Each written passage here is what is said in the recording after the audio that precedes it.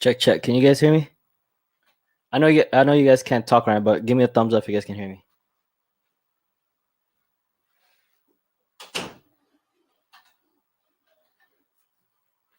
All right, I'll make sure the chat is working. What's up? What's up? Let's see here.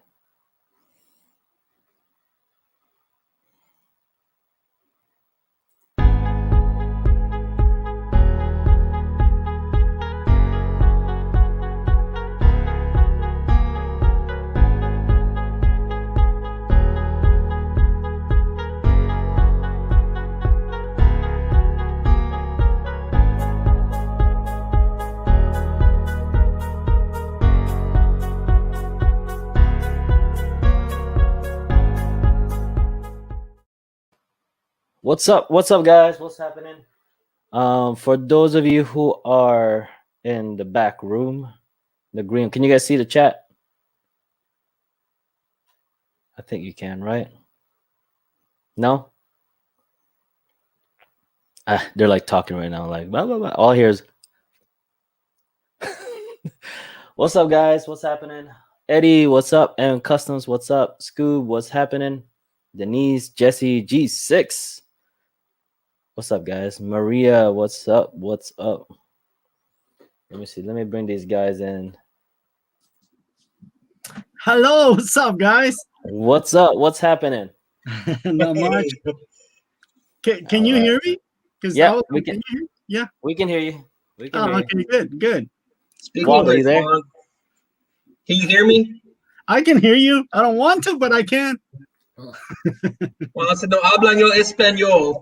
Hey, I can do that. Yo quiero, I don't know. Yo quiero Taco Bell. No, not Taco Bell, please. No, gracias. What's wrong with Taco Bell? Everything is wrong with Taco Bell. Thing is nasty. It's good. Like their fried stuff is pretty good. Yeah, no, thank you. Juan's not a real Mexican, that's why. No, Real Mexicans love Taco Bell. not all Mexicans, trust me. You know how they used to use that little Chihuahua dog? That's why no Mexicans like it, because that's probably what it's made out of. Oh man. All right. For those of you in the chat, if you guys can, I'm assuming you guys can hear and see us three. Give it a thumbs up on the chat and make sure. And Waldo and the Juan, can you guys see the chat? I can see the chat, but I don't see anybody chat. Oh, okay. So I turned my other computer on, my other monitor, and now I can't see all the chat. Yeah, I see it on my other monitor, not on the. Yeah, not on this one. Let me see. Let me see if I could do something here. But it's okay. I mean, I can see it on the other one. Okay. Play sound. Guest see viewer comments. I'm sorry? It What's says up, guest can see viewer comments, but I don't know what's going on.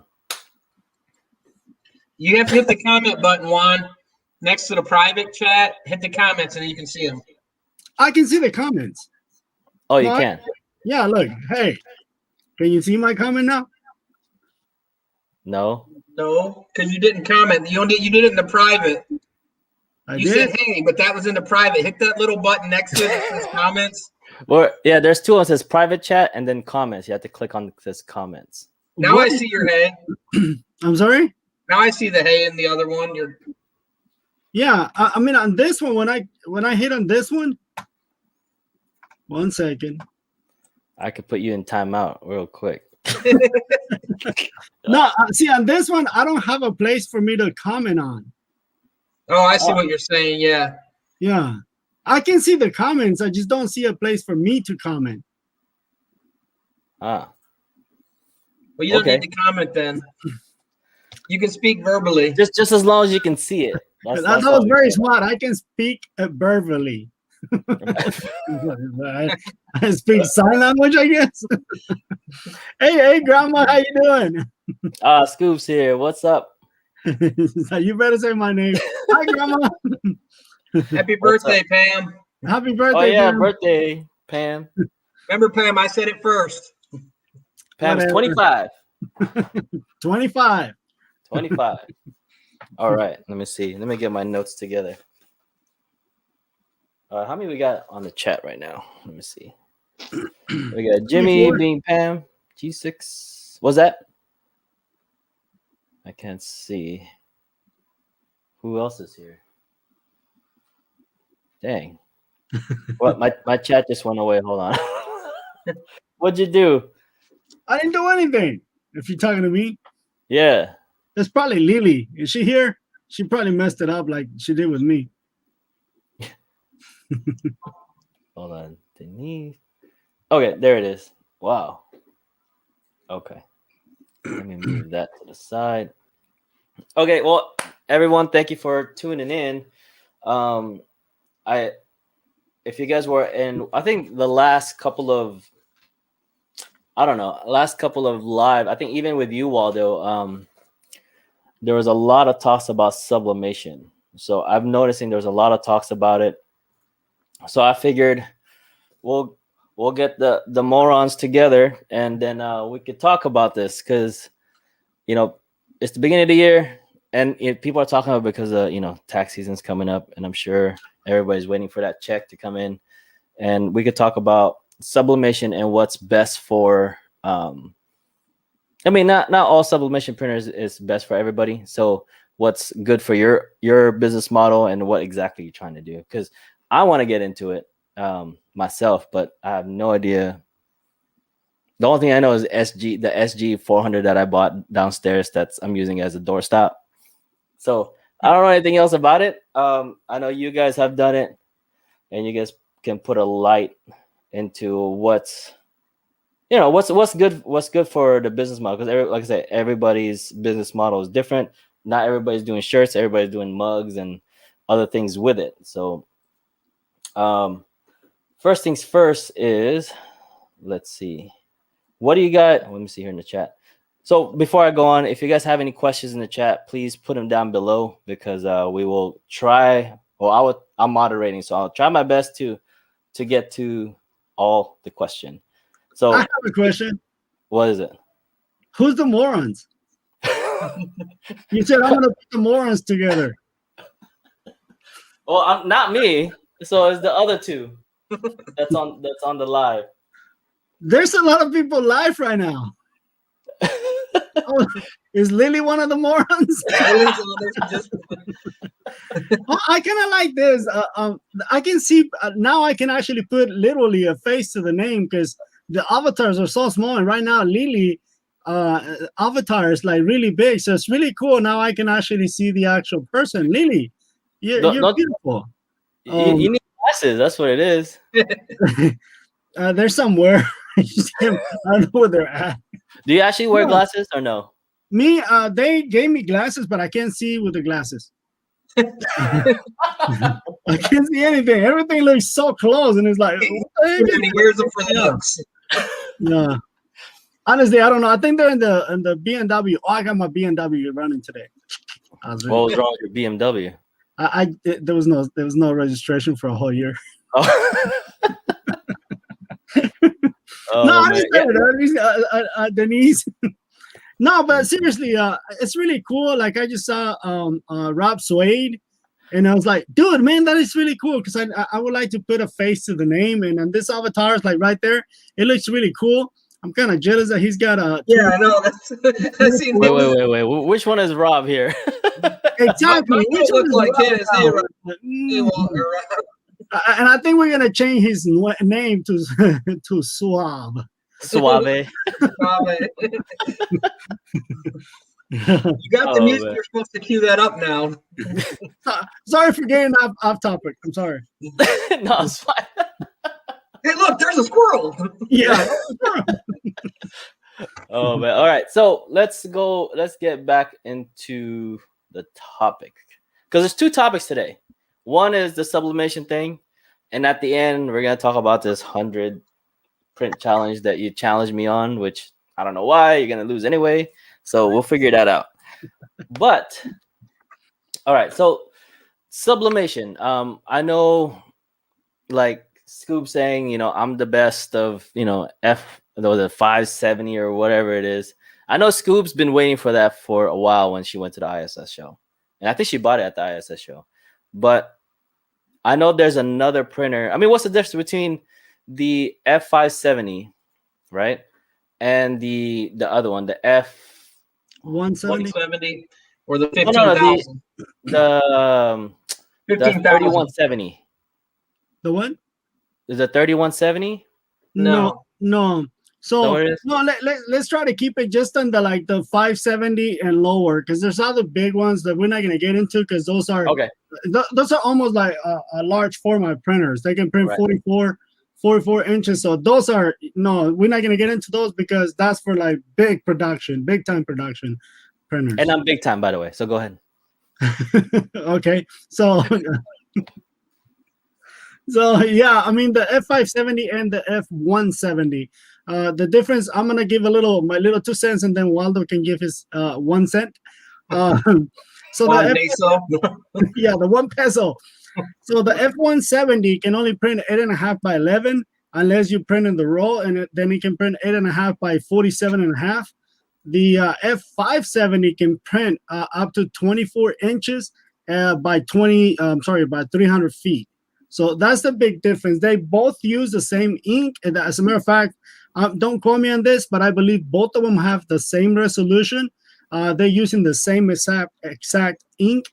So more than likely, you're gonna get the same print out of the two printers. Both of them are by the same brand.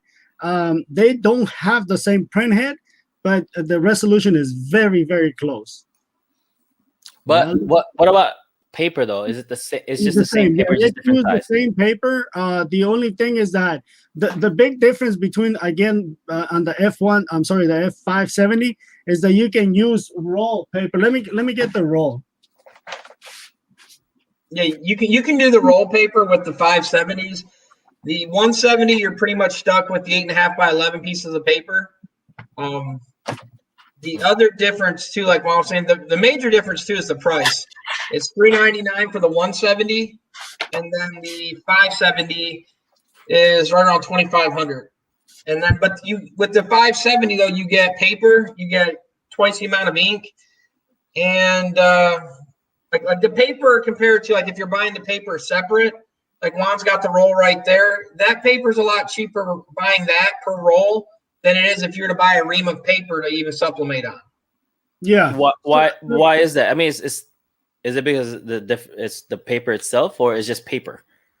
No, it's actually sublimation paper. They make 4 different models of it. But what makes it cheaper is it's buying in a roll. So instead of buying it's kind of like buying at bulk store, not like Sam's Club or whatever. It's like buying in bulk or Costco. It's like buying something jumbo size instead of buying one roll of toilet paper.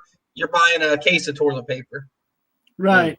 And like Scooby said, the F570 also is $2,500, and the F170 is $399. And this one right here, this roll of paper is the one that I said we're not going to talk about those printers.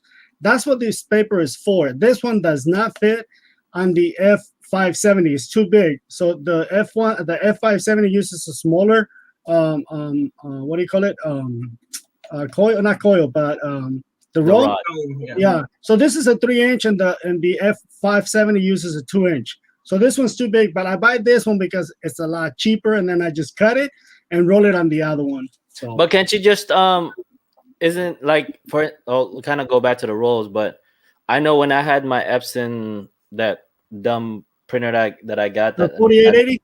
Yeah, that came with a rod. I think the rod was like maybe 1 inch or 2 inch, but it had the little things on the side to fit bigger. Exactly the same. You do rely on like the 44-inch printers.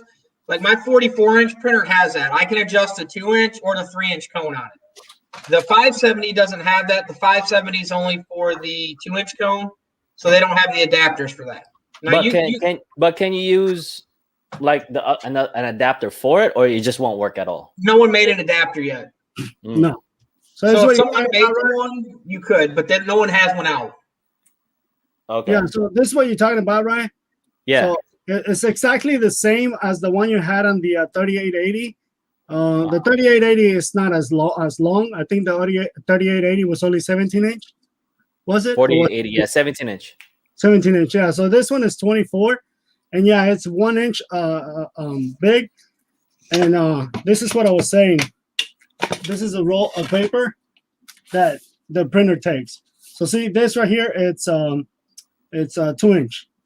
Okay. And then obviously you just slide this in there. And buying the paper this way, it's a lot cheaper. Okay. A lot cheaper. Now we have a question here from Mary. It says, "Hey, can you sub on a 13 by 19 sub paper?" Yes. Yes. Yes. On the F570, yes. Yeah, the F170, no. And Okay. so if you wanted something between there, you could go with the ET systems, which are like the 15,000 that some of the other stores sell and all that stuff. Yeah. And when you go that route, you're doing the conversion yourself. So when you go that route, you're going to have to buy whatever ink you want. You can buy the Epson ink, but the cap will not fit. You actually have to take the cap off and then use the original cap that comes with it to dump the ink in that way. Or some people are using syringes to put them in. Or you could go like the other conversion kits, like the was it 2270, something like that. The older model printers that they're discontinued now. You could actually do a bulk ink system with that. I see. Okay. So here's another question: does the machine auto cut the paper? Yes. Yes, it does. The F570, it does. As soon as it finishes the print, it'll auto cut it, and it doesn't drop it. It holds it, so it won't. The paper will not drop unless you, like, say for example, you tell it to cut multiple pages. It'll print the first one. It'll spit it out, cut it, and then hold it. And as soon as the other one starts rolling it, it'll drop it. It's not like it's not like a OSE plotter, right? It just spits it out and cut it. Yeah, no, it actually holds it right there for either you to grab it or until the next page is coming out. Okay. Here's a question. 170 doesn't. From Scoob. Here's a quick question from Scoob. Waldo, which one do you have? Everything. I have the ET 15,000. I have the 570, and I have the 6040.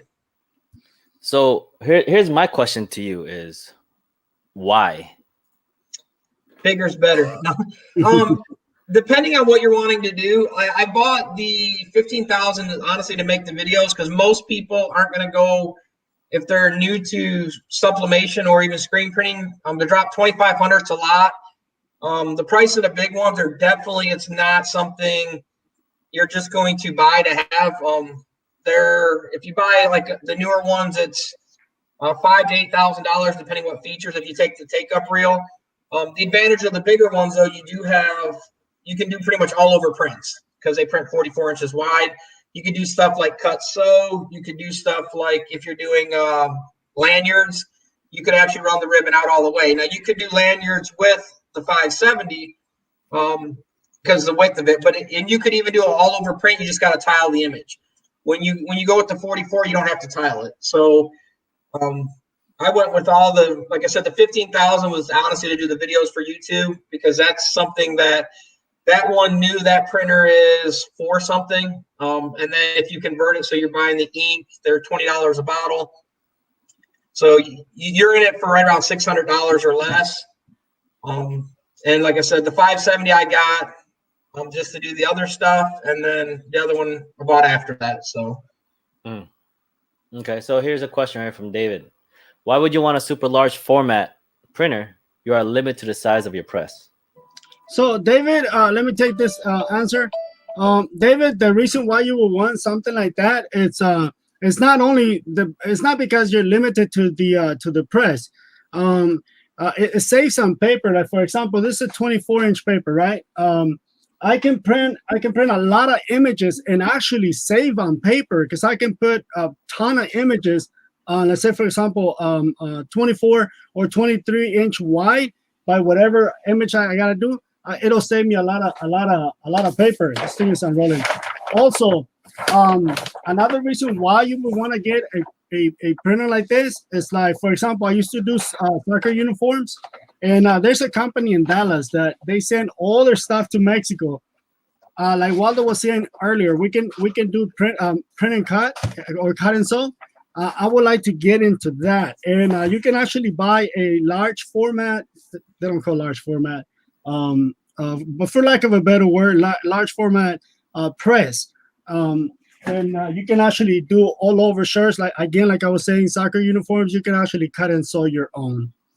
But that means that if you get a big printer, let's say you're doing all over, right? Like a shirt, you have to get, I don't even know what size you have to get a bigger press, right? Right. Yeah, but you could, if you wanted to, you could actually tile it through the press also. I wouldn't do that just because the overlap and all that, but a lot of people have done that. It's easier, honestly, to just get a bigger press. If you're going to do the all over stuff, I mean, I got it for other stuff we do and for the speed. Because like when you're doing that, like the 1500 to print the paper, I think it's maybe 10 sheets a minute, something like that it can do. The 570 is a lot faster, and then the bigger one's even faster yet. And so if you're doing like a lot of jobs like tumbler wraps, you can lay it around the whole width and print it. And then, like Mom was saying too, the bigger roll paper is cheaper. Okay, so like talking about tiling real quick, here's a question from G6. Can you explain tiling? Tiling is where you take you print the one, and then you'll print another, and you stack it. So it's just like tiling on a floor. So you'll tile them so they stack up to make one bigger sheet, and then you tape it. You can either do an overlap on the seams if you want and have it tile like an 1/8 overlap on each, so you line it up to tape it. But pretty much you're going to end up taping a bunch of squares together. Okay. Tiling, so you're pretty much printing a whole bunch of paper and just... Yeah, you're printing a bunch of small ones, and you're putting it all together like a big puzzle. So take this map for example, right? And you gotta going there. And you wanna print this on a big print, right? The only thing you have is a 8.5 by 11. So you will tell this to print and tile, and what it would do is the printer is gonna cut in little pieces like that, the 8.5 by 11, and it's gonna print a bunch of prints. And then like Waldo was saying, then you grab all those pieces and you gotta match them together. Like for example, we can leave Florida out. I'm just saying, that was just funny. He doesn't like Trump. No. Yeah.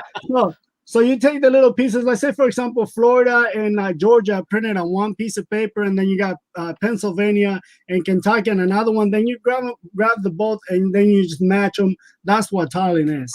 So and like Waldo was saying, you're gonna have a bunch of, or Rai was saying, yeah, you're gonna have a bunch of pieces put together, tape them together. Obviously, if you're gonna be sublimating, you don't want to tape them on the front of it. You want to tape them on the back of them because you're going to be sublimating and the tape will be in the way. Now, when it comes to creating your positives, there's like, for example, when I do my yard signs, that's what I do. I have to tile it because my printer doesn't print that big, and tile it. And on that one, because it's clear, I can tape it either in the front and the back or on both sides. Before I'm not going to change the subject, but I want to go back to another question that Bad Brad had before we go to the next question. He asked the question that says, "Can you make a what is it?"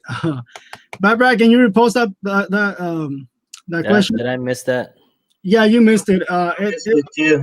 Oh, here. Can you make an adapter? That one? Yes, there you go. So if Bad Brad, if you're talking about the roll. The roll is so big. If that's what you're talking about, you cannot create an adapter because the roll is so big. The printer only has so much room. So if you want to put the roll in there, it will not fit. So that's why. Let's say, for example, the printer is this big, and you try to put a roll that big, it will not fit. That's why you're gonna use that. If that's what you were asking, no, you cannot create an adapter for that. Now, what they do, and while I was saying that, is on the 44-inch printer, you actually have a selector on it. It's to select 2-inch or 3-inch, and what it does is it moves the paws in and out. No, I can't get it to drop it. And so it moves them in and out to fit, and then you just tighten it and cam locks inside. So no one makes it. These are like for the 44s and all that. But on the bigger one, like I could use the size that Juan's got, or I could use a few different sizes. Lily, why didn't you change your avatar?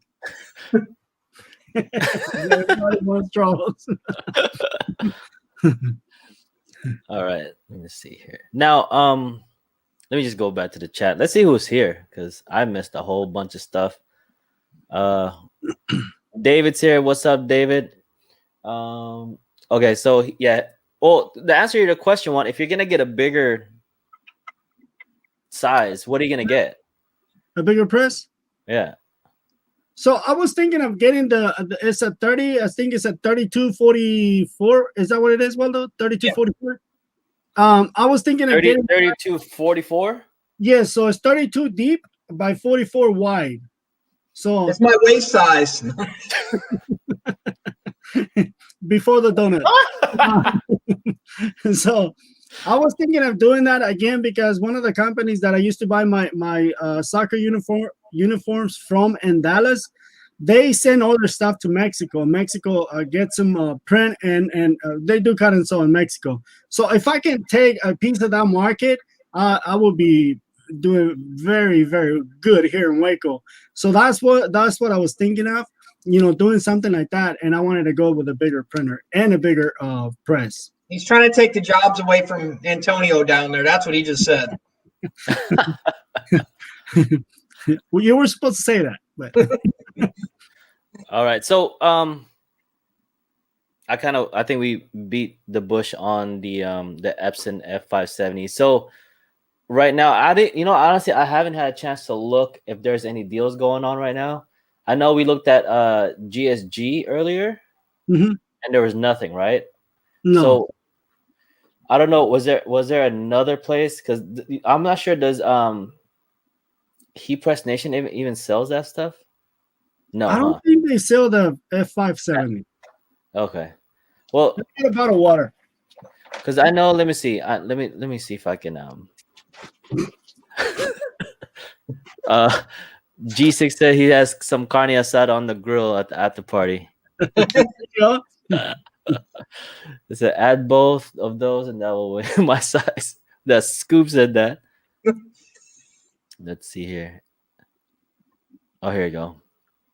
EJ says, what about Epson Sublimation ink? Worth it? 100%. Why? Yeah. I mean, why is that compared to like an off-brand? I mean, they're all kind of made the same, right? In a sense. No. They're not. They are not. Is Deer Peak water the same as a lot of that high-end water, bottled water? Heck yeah.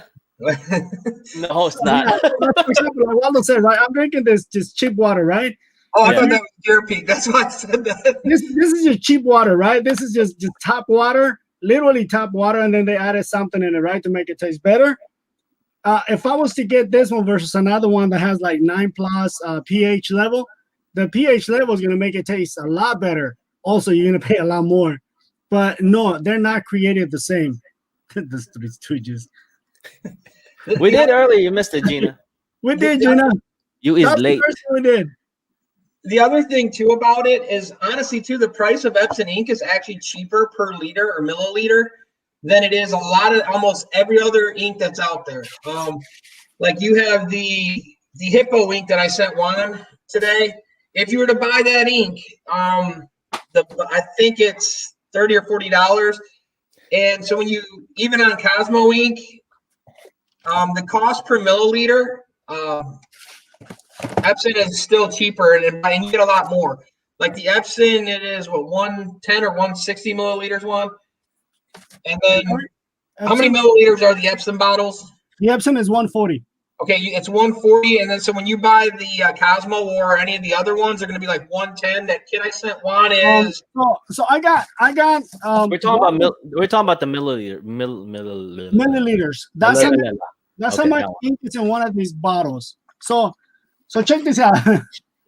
We're gonna make a video that we're gonna compare all these 4 inks right here. I bought 3. Waldo sent me this one right here. Waldo sent me Hippo ink. So talking about the prices, this one right here is $17 or $18, $17.99 per every 140 milliliters. So 4 of these, $17.99. Yeah, so $18. So multiply 18 times 4, and that'll give you 24. That's gonna be 64. Is it or 34? Huh? What about Are those inks? What do they call it? Self dispersion inks. That's 72, Juan. 18 times 4 is 72. $72. Okay, so you will I don't do spend math. Sorry. $72 on all 4 of these inks right here. So to fill the not even to fill it, because this one you can fill the F570, and you still have some of these left. How many prints can you go through that? Honestly, I didn't count them, but I got the printer back in July, and I'm on my second bottle, and I already made my money back in the printer, and then some. So this one So will be. what would go faster, your inks or the roll? Just curious. I went through faster with the. I went through 3 rolls before I finished the ink. Oh, okay. Yeah, so it's a lot better. So now the Hippo is about $30, and the Hippo only doesn't even say how many. Yeah, see, it says it on the package inside, Juan. The other thing too, when you get into the, I think they're 110s. 110s. They're 100s. Or one. So you can see it right there, 100s. So you're getting 40% more with Epson. Yeah. Per cartridge. 40%. So this is the Hippo, right? This is the Cosmos. Cosmos, I pay $50 for it. Actually $40. But the shipping and everything, it comes up to $49. So that's how much I pay for Cosmos right there. And Cosmos. What credit card did you use? Can you show us your credit card too while you're at it? Sure. Dang it, what do I do with it? I can't remember what I do with it. I'll show you later on. So this is Cosmos, right? So if somebody out there that's good with math, not math, because then Waldo will be like, me. Kentucky, we got this. This is this is Cosmos. And Cosmos, I remember Frankie told me that there were 130. The black is. The other ones, I believe there were 70s. I don't see the and I don't want to open them, guys, because I'm gonna make a video. That's why I don't want to open them right now. Yeah, they're 70 milliliters. So let me put my finger on it. So you're getting 2 Epsons for the same price. Yeah. So you see right there, 70 mil. So you're getting 70. So this one right here, it cost me $40. So in order to equal this one, I will have to buy 2 of these to equal the price, right? Because this one cost me $72. This one is 40. If I bought 2 of these, this one will cost me $80. But that's not what we're talking about right now. We're actually talking about which one is better. I don't know if you can see it on the video, the yellow one. Yeah. Right, can you put it back on the big screen? He wants to be big front and center. No, you can't hardly see it, but this Cosmos ink, the yellow, because the yellow one is a different yellow. Yeah, you can see it. It looks like water. Yeah. The Hippo is the same. I mean, again, you can't even see it on the video, but it looks like it's water. It's a different color yellow than even Cosmos. It is. It is a different color. And then here's a 1,000 milliliter thing of Epson ink also. And these are $99 when you go with the like a 44-inch. So you buy them in the bags, and you just pour them out. So this is your bag wine style. So this is like the Costco style. So here's the Epson. It's also very runny, but the ink is so dark. It's very, very dark. This is a yellow. Pigmented. And there's only that much ink right there. So you can see it right there. You can actually see it. Yeah. That's the Epson. Now, this one right here is the one that you guys told me to get, the printer's jack. This one I have not opened. And look, it looks exactly the same. And the back's busted. Yeah. Oh yeah, I didn't even notice. Good eye. I didn't even notice. So yeah, it's busted. And this one, it's So make sure when you open it, you grab it bare hand. Oh, okay. I was going to say, use that Rye shirt that he's got. So wait, he didn't send me a shirt. Not yet. No, I meant the fly one. Wait. Oh. Yeah, so this one doesn't even say how many mils it is. It doesn't say any. I think they're 1 or 110. I don't know. This one looks a lot like the 70. Mm. What was the official name again? What, Jack? Printers. Yeah, right there. Printer jack. Oh, there you go. So it's 100 mil because it's 400 mils. So this is 100. But the thing is that we're gonna make the review on all 4 inks, and it's gonna be a blind test. I'm gonna number each and every one of them, and then when the printers come get here, I'm gonna print. I'm sorry. I'm gonna put a number on the printers themselves, 1 through 4, and then you guys are not gonna know which printer is which until the end of the entire review, which is gonna take about a month and a half, because I wanna test a lot of the stuff that most of the people on Etsy are coming across with. Like, for example, lately I've been getting a lot of not a lot. I got about 5 different people that are telling me that they're following the instructions, but they're getting spots on their mugs because they think it's the heat, and it's like, and I ask them, what kind of ink are you using? And none of them has said they're using Epson inks. So we're gonna find out why it's doing that, and try to correct it. Okay. Well, here's a quick question before I forget from JBM.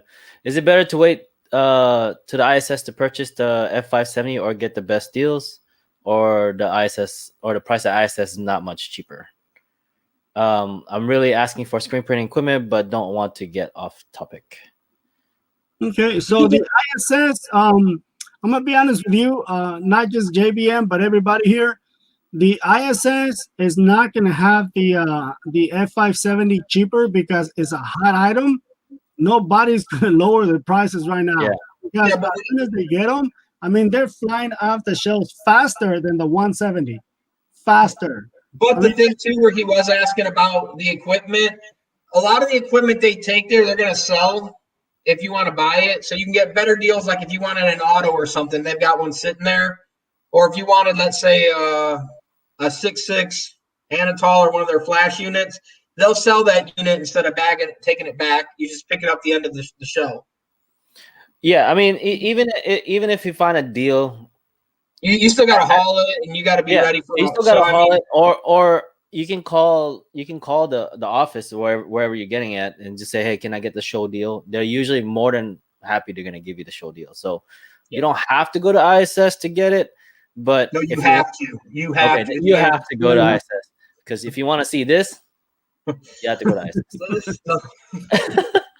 So here's a question. Las pistolas.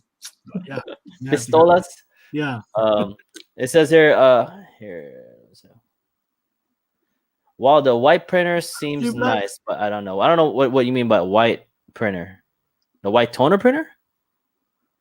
Is that what he meant? Yeah, I think that's what he's meaning. Yeah. White toners are done with lasers, and they're really not that good. There's a lot of downside in the cost. There's other processes out there cheaper to do. I mean, like you could go super color, or you could do like direct to film, direct to garment. All them other processes are cheaper than the white toners. Right. Scoob here says, I also like the bottle have different tips, so you will not put the wrong color in the wrong slot. I'm not sure what is she talking about, the individual. Oh, okay. No, she means this right here, right? See that tip of the bottle right there? This one does not match the blue one. Watch. So you're not going to be able to tell just on the bottle itself. Maybe you can on the video. I don't think you're going to be able to tell. But anyway, that's like a key. This right here is a key. It can only go in its own slot. That's why I was saying, whenever I say, guys, the T49M, see how that one says 4? And then this one says 1.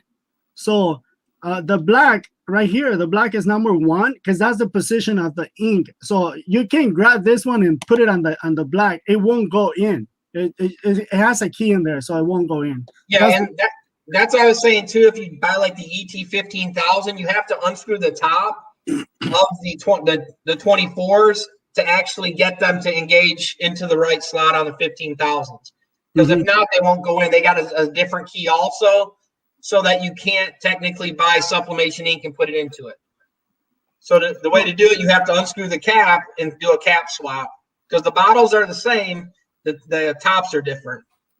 Okay. So to answer a G6 question, in my honest opinion, I know not a lot of people can afford the F570. I know it's expensive, especially if you don't have a heat press, because you're gonna be in it, 2,500 plus the screen press. You're talking about, at least if you're going slow, if you're going low on your budget, you're talking about $3,000. If you want to get a good press, you're talking about almost $5,000 just to get in it.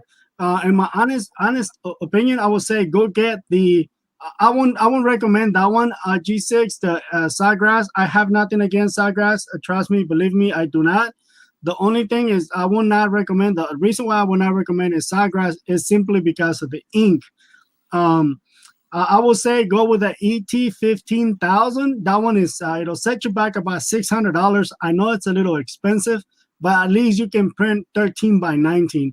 And if we were to go in the same equivalent as the Sawgrass, you will have to get the Sawgrass 1000. I am not sure 100% how much that is, but you're not going to be spending less than $1,200 for that printer. So, in my honest opinion, I would say just go get the ET 15,000. The word is already out, guys. They're sold out just about anywhere. So if you can find an ET 15,000, you don't have to convert it because it's an eco tank. You just dump the ink in there, and that's probably what I would. If I was to tell somebody to go buy a printer, that's the one I would tell them to go get. Right. I mean, honestly, I bought my SG. Was it the 400?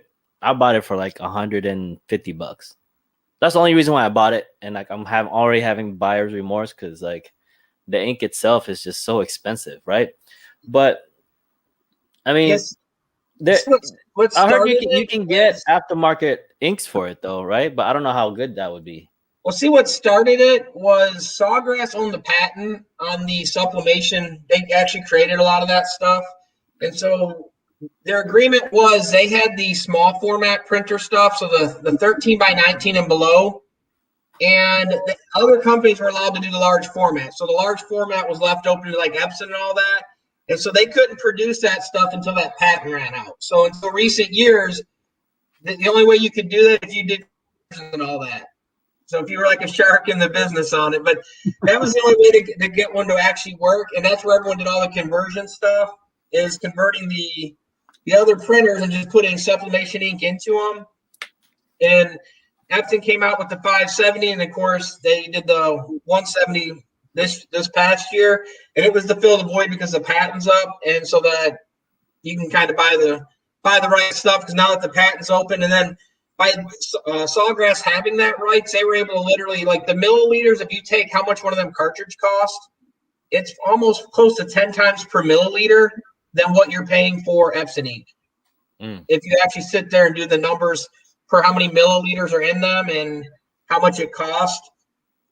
So, I mean, and then the only nice thing is they do have, Sawgrass has a warranty where you can send it right back if something happens.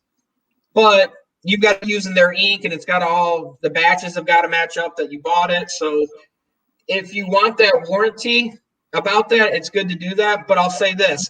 The 15,000, Epson doesn't warranty it that way, but their other products, the 570, their 170, their large format, they'll take care of you. This ink was actually sent free. I have 4 bags of this for every color, and they sent me all that free and overnighted it. You don't need it. You can send it to me. Yeah, you can send it to me. I'll do something with it. Yeah, you cannot use the ink on the Tajima. I'm sorry. Oh, dang it. So here's a question from Goon Life.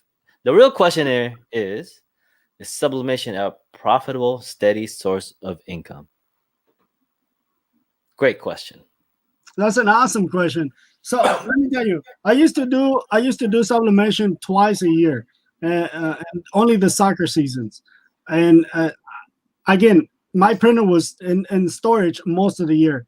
When I went to go buy the Epson F570, I really thought about it because I thought I was going to have to create the market for it. I bought the printer. I didn't have to do nothing. I mean, jobs just started coming in. And till today, I have not advertised Sublimation. Is it sustainable? Yes. You do have to, put it out there for a little bit, but once it takes off, let me tell you, you cannot stop it. Sublimation is just really good. I mean, once you get it down, it's very, very profitable. Very, very. I'm probably gonna say it's more profitable than screen printing.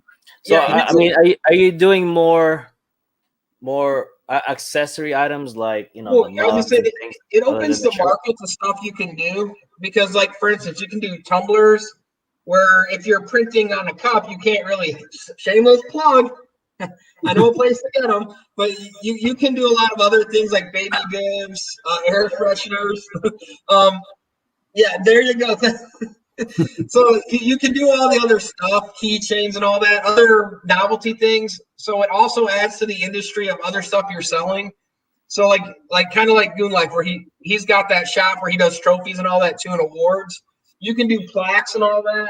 And I don't have this in here, but you can do a lot more other stuff with it that it can tie into other things. So you can print for photo people and print them onto photo sublimation metal sheets and do family portraits and all that.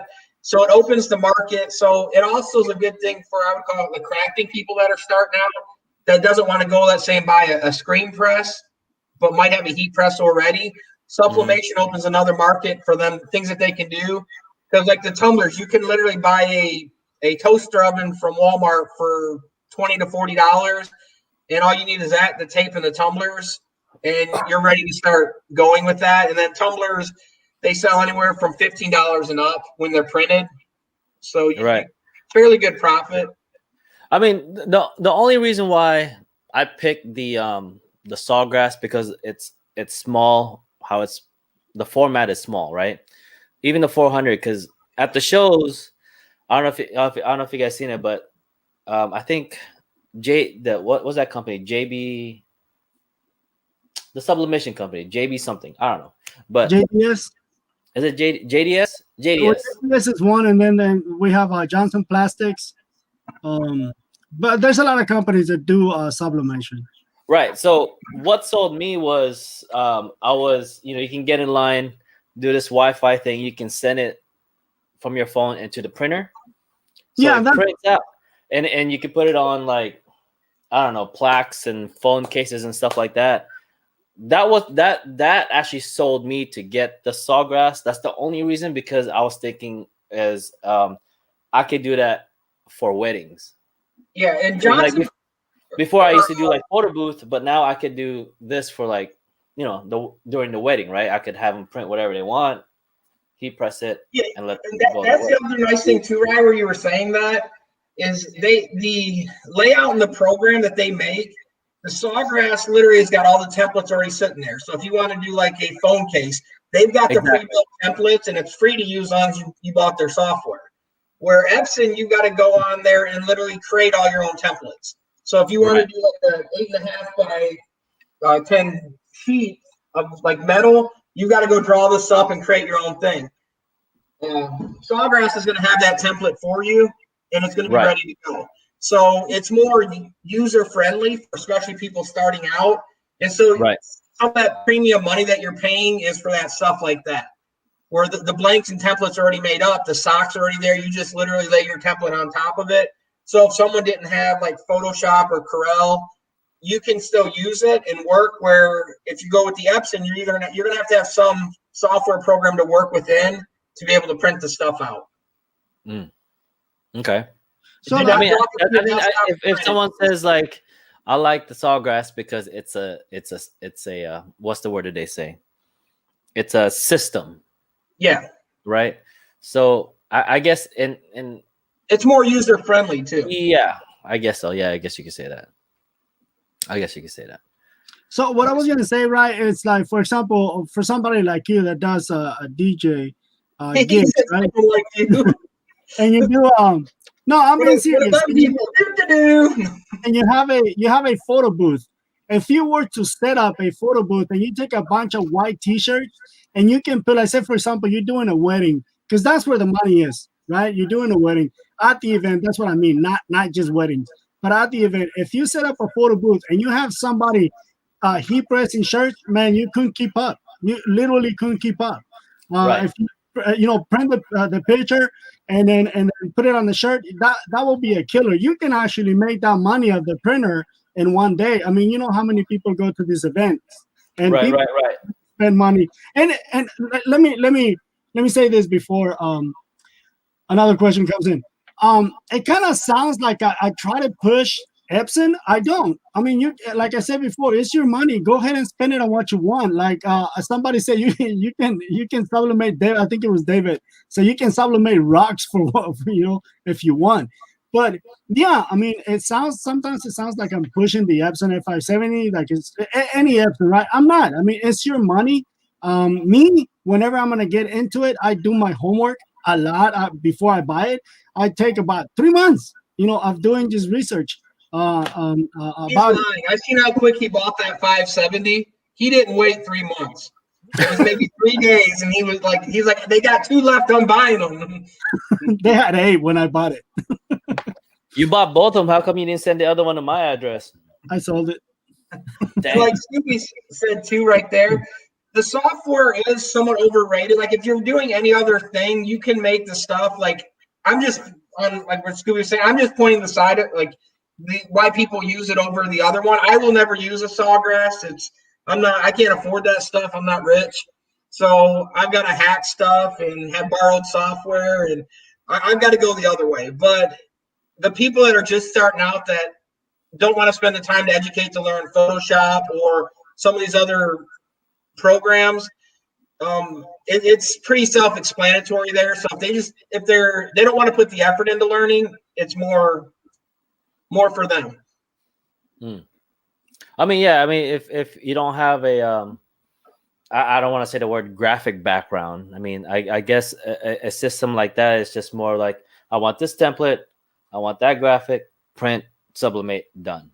That's pretty much what it is, right? That's how I see what Sawgrass has, because like I said, going back to events is like, I'm not gonna be there the whole time. So if I hire somebody to print and do the heat press and whatever, I mean, it should be stupid friendly, right? So no, what you could do on that though, Rod, you could literally go there and put the wedding thing, their name and all that above it that you're gonna have on that shirt. And literally, you build another layer in Photoshop and drop their photo right on there, just position it, and then hit print. Yeah. But now the advantage is with the Sawgrass, it's going to be a little bit easier. But if you've got it set up in Photoshop, it's just click and drag and delete every time a new one comes on, and then hit print. And like I said, if you're using like a 24-inch, you can gang the sheets on there, and then not print it till you get all enough there to the full width, and then print it, cut it, and then just keep heat pressing them. And if you buy that the press that we seen yesterday, and you've got 9700, you can do it really. The numbers you can do. It does the auto and just yeah. Harry says an hour you can do for the wedding. So right. Harry says that he has the SG400 and he hates it. I'll give you $50 for it. 51. So all right, so since we're talking about let's talk about ends. You can sublimate rocks. Yeah, there you go. So that, like I said, not everybody can afford, it doesn't have one's money that can afford 5 F570s.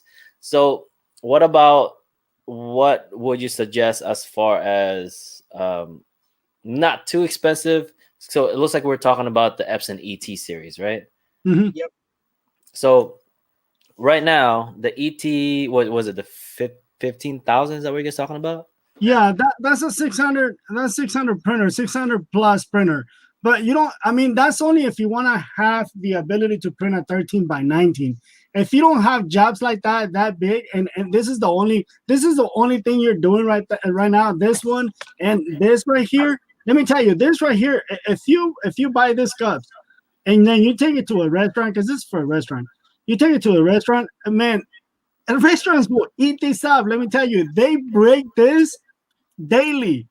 Everyone call that number on there and tell them you want that cup to help one Yeah, out. there you go. This is a very good friends of mine. So more than likely they're gonna say, no, I've already got somebody. Can I go? Hello, is this Taco Bell? Hello? So, but what I was gonna say is you don't have to get the ET 15,000. You know, if you don't have $700 in your pocket right now, don't get in debt. The best printer to print sublimation is the one you already have. That's the best printer because it's already yours. Especially if you can go to, if you can walk in right now, literally, maybe not right now for some of you, but you can walk in Best Buy right now and buy an ET, an EcoTank printer. I don't care what model. And then you get some sublimation inks. If you cannot afford Epson, get you one of the other ones. This is, I'm talking about for a startup company, okay? So you can walk in Best Buy, get a printer for $300, and then you spend another $50 on this, and then you spend another $50 on paper. You're in $400, and you can start your own sublimation business. Granted, you're gonna need a press, right? If you have an oven, you can use the oven. But that's what I'm saying. We're not trying to push the Epson F570. I know not a lot of people can afford that. I mean, when I was first starting, I couldn't even afford to buy the shirts that I was actually selling or the shirts that I already sold. So that's what I'm saying. Buy the ink. D-Tag, that's what I started with the Cobra inks. That and that was a little expensive. I paid $350 for my kit. This is back in I think it was like 2011, and it was a kit. Okay, guys. Yeah, KIT, because he always makes fun of me. But yeah, again, we're not trying to tell you to get the fastest, the fanciest printer. I'm not telling you, hey, go grab the F570 because that's the one I have. No, again, the best printer is the one you already have. Yeah, because that's like the other thing there. You don't even got to get the ET 15,000 if you're not going to need the 13 by 19. Like here, I just Googled it. It's ET 2720. It's $199 on their website. And so like that one's a normal 13 by 9 or not. It's a normal 8.5 by 11. Yeah. But it's $199 for that printer. So I mean, that's the ones that I order. I order 4 of them to do the reviews on these inks. At the end of the review, I'm gonna give those away. So 4 of you lucky winners are gonna get one of those printers. But yeah, the reason why I was saying buy the ET or the EcoTanks is because you don't have to buy a kit. KIT. Yeah, you're saving that money for the ink because most places are going to charge you $50 for the ink cartridges that go in. And it's either going to be the ones you plug in or you're going to have the bank on the side. And there's nothing wrong with that, but that bank on the side, if you set it too high, it's going to make too much head pressure. And if you set it too low, it's going to have to pull a vacuum to get the inks up. So then you end up having the spots where your ink's not coming out. You got to re-vacuum them with the needle. Or if you have it too high, you end up having drips on the paper because it's not set up right. So if you go with just the ink cartridge, then it's a lot better that way. And then the ET system's already built up for it. And then they even got that little lock. So literally, if you wanted to go to shows or go to weddings, it's got the thing to lock it so the ink doesn't spill out when you're transporting it. And you can move it around a lot easier and be able to print mobile instead of having to move the little cartridge on the side. It's just, all in all, it's a lot better. No, Jason, there's no daily maintenance with the sublimation printers. There's none. At least I don't do any with mine. And yes, you can use a 4880. That's a great printer to do sublimation. Dang, but that's what we were talking about. I just sold my 4880 too. Yeah, soccer. He said he was going to sell it to me. He didn't even tell me. He skipped all of us one. Oh yeah, like I'm gonna give you the Tajima. No, that didn't happen either. You're making enough money to buy another one. Hey, if he gets a sublimation printer one, he can make it like we said in one wedding thing. He can buy one. So yeah. I'll be willing to do that, right? Just to prove a point. I'll buy you the no, seriously. I'll send you the ink. I'll buy you the printer and use it on one wedding, and send me my money back. Hey, what about my money? No. We're talking about your inks are free. Your inks are free. Whenever you buy a printer from Epson, they come with a set of inks. They come with 2 sets of inks and paper. That's if it's a sublimation one, though. Yeah. Like the ones that he bought, that other one, he's gonna have to discard that ink. It won't sublimate. Yeah. I see. Now, let's go look. Like, let's talk about the I guess the bundles and kits at the moment. Are you guys okay with that? So, Yeah. At the last NBM show that I went to, which is in Santa Clara here, there was a company, the local company, because I like to shop locally. They have this. Oh, you know what? It's not even up yet. They have this website. Let me, like, before I say anything, I'm not sponsored by this company. I don't get any. Everyone, I do not get kickback from them. I actually just called them today, and I just found out they do some affiliate stuff, but I'm not affiliated with them yet. Not yet, but I just want to show you guys what they have. Next live. I got called today to be affiliated with a company to sell underwear. Woo! There you go. So I don't want to see that live because you're gonna show it off and you're gonna try it. I don't want to see that. No, thank you. Strip clubs. That's what it was. Yeah, I'm thinking about it. Oops. Can you guys see that? Yeah. So this company is called Inkjet Biz. Let me see here. Can you guys see it scrolling up and down? I don't know if you guys can see it. Okay, so the bundles, if you go to their website. So right here, this is what I was talking about, the 3170X. It's a 24-inch. Okay, so that 3170X, that's the number that they gave it. You see what I'm saying? So is this I don't know what it is. Let me see. That is a 570, but it's the one that is not the Sublimation 570. And so it's just like we're like, if you scroll on their page, you're gonna have the ET 15,000 also. Right. It's the other one that you can buy that one and actually put the ink. Like they did the bundle there to help people out. So if someone's starting out, they've got the ink with it, and of course they got the roll paper. They had the heat press a minute ago. That spot gun, I don't know what you would use a spot gun for with sublimation, but everything else in there would be used for the printing part. So let's go to, where is it at? This one, right? Yep.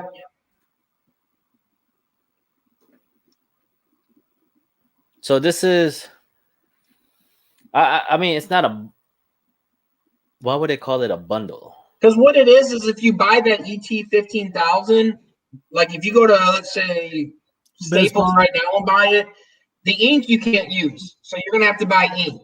Now, Staples isn't going to have the ink because they don't stock the sublimation ink. So you're going to have to replace the ink. And then I think they're, what else are they giving? They're giving you paper. So they're giving you 110 sheets of paper. And it's hard to see all the stuff on it. Put your other glasses on. Bottom that it's saying I can't read the. So it other than the printer, you get a set of inks. You get the 1 pack of sublimate paper. You get their 1-year subscription of their software, and then of course you get your training and warranty and your technical support. I think I was talking to the lady there, and she said their specific ink that they have. It's their ink. It's made here locally, which is that right there, and that's 140 mil. It is $25 and $16 for the 70 mil. Yeah, so that's not a good deal, right? Right. By all means, it's not, because again, we already said that this one right here, the Epson, which is the same ink, the same quantity, 140 milliliters, it'll cost you $18. So that one they're charging you $7 more. Now, if you go back to can you go back to the whole price to the? I can see it right there. Excuse me. So their bundle, they're calling their bundle, or they have their bundle at $12.50. Let me tell you how that's not a good deal. The printer is $650. Yeah. And if you look around, you can actually find it for $600. So say, for example, you buy it at $650 plus that you pay $700 for that printer. You still got $550 to buy the paper, to buy the ink, and we know that the ink we already said the ink is going to cost you $72. The paper costs $50 at JDS, so that's $122. Where do they get the other $500 from? I think. Let me see here. Some of it is what they're I doing. think it's more of the doing the software that warranty they on it. have. Yeah, sorry, but you don't need the software, because the software, you're going to be running your own software. I mean, this assuming. Yeah, what it is they're doing they've got a color profile to match their ink. So they're giving you that. They've got a few other things. It's one of the things, kind of like when you buy some of the stuff, they give you the things that technically you could buy elsewhere cheaper, but they're bundling it together for you. Like, for instance, when the 15,000s were backed up, if you remember where people were asking where to get them from, at that time you could get them from them. And so they had it where they bundle it together. They did the ink and all that. So they're doing one of them things kind of to save people from going out and buying it all separate. They put it all in that big allotment. They have a warranty with it. So it's one of them things that if someone wanted a warranty with it, where they would feel better with not, instead of buying, like, because like the Epson, that printer is $5.99.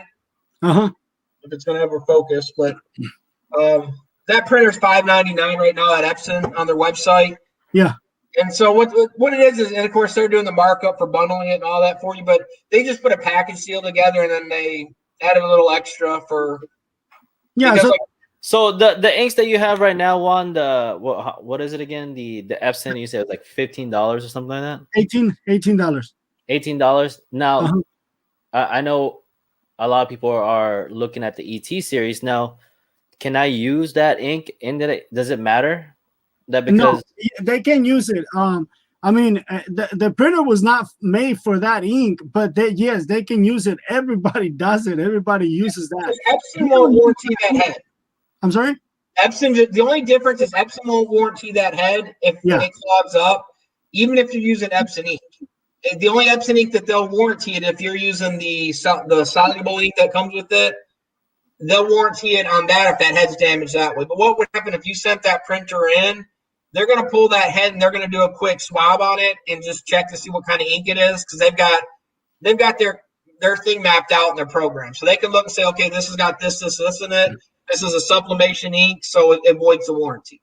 Yeah, I think with this one, the price is what it is because I was looking it up earlier. Is other than the 140 mil ink that they sell for $25, that's what you get, and you get that software for a year,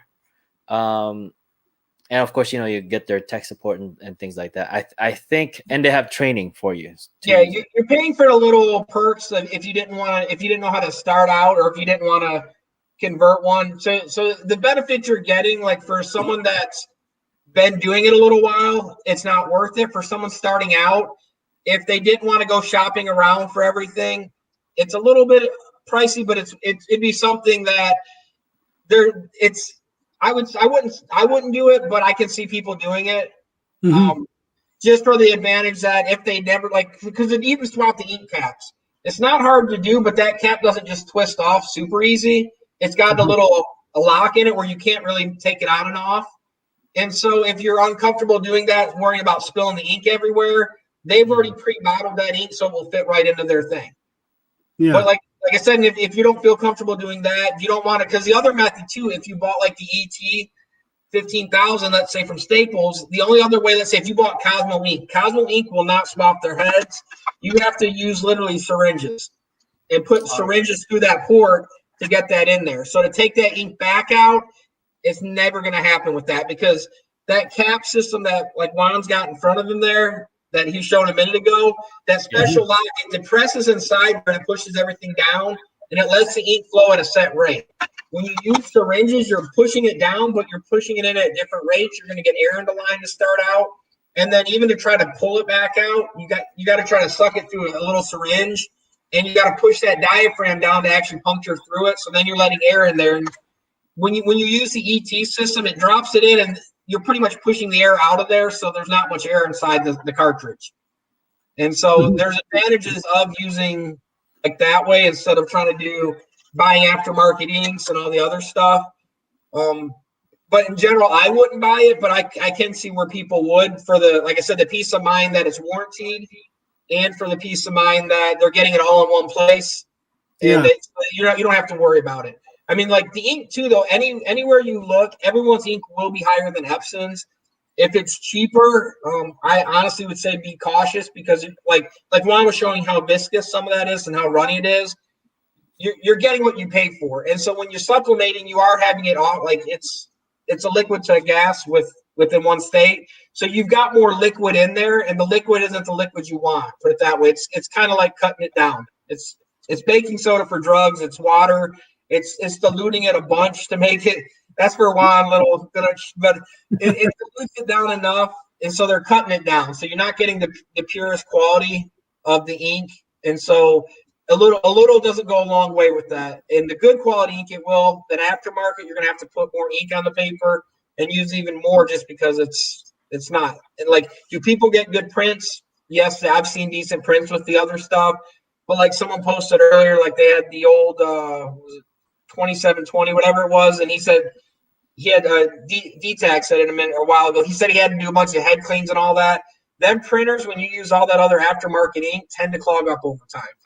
People do have good luck with them, but like that video when I did that 15,000, I had that Epson 4300, and that head was destroyed just from it. I printed 2 times the sublimation in it because I didn't use it for like 6 or 7 months. Took it out, and literally the head was seized all the way up where you couldn't unclog it. So right, can you go back to that deal that you had, the first one that was like 5,900? Okay, hold on one second. Yeah, just because there's a lot of people that's interested in the Epson F570, and I just wanna point out a couple of things in there. And this is what I was talking about, doing your homework.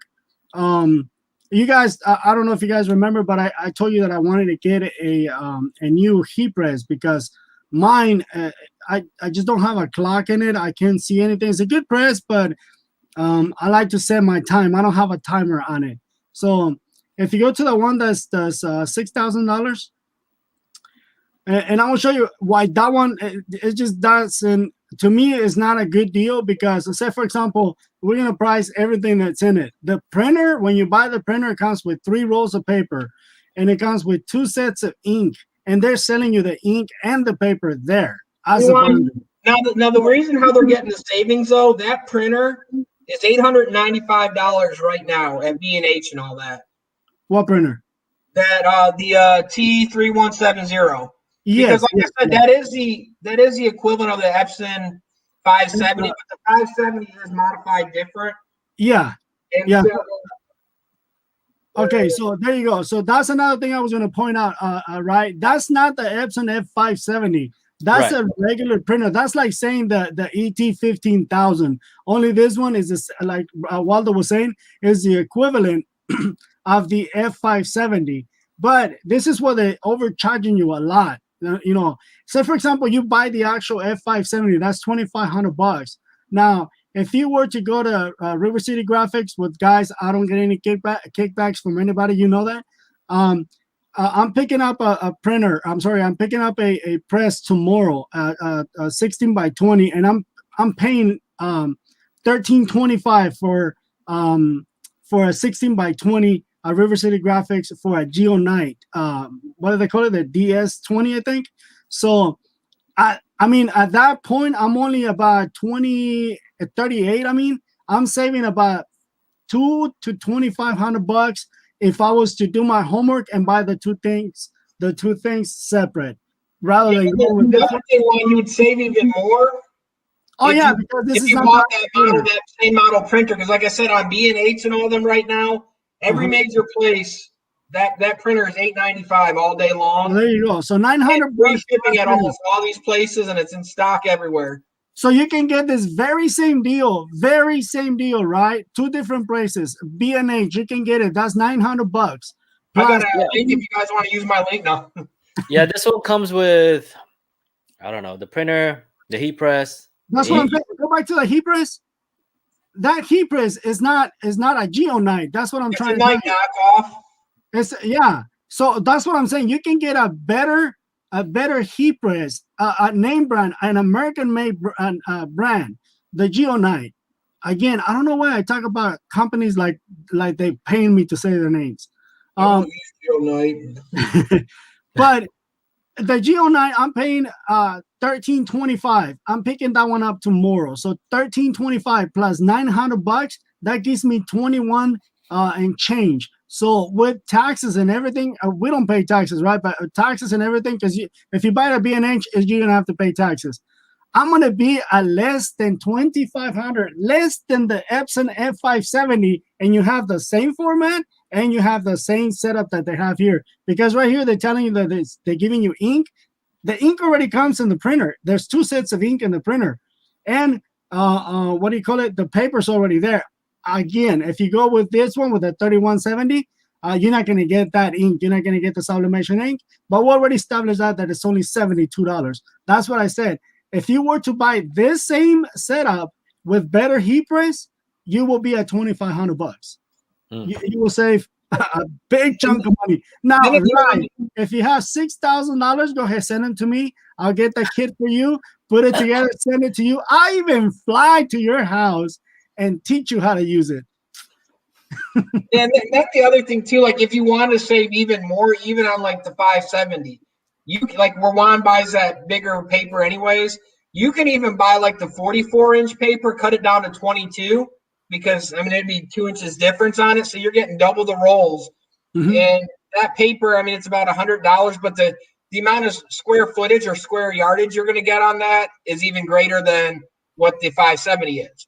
The advantage of using the 570 though is most things that like Juan will tell you that you're going to print, you don't need more than 24 unless you're going to even do an all over print.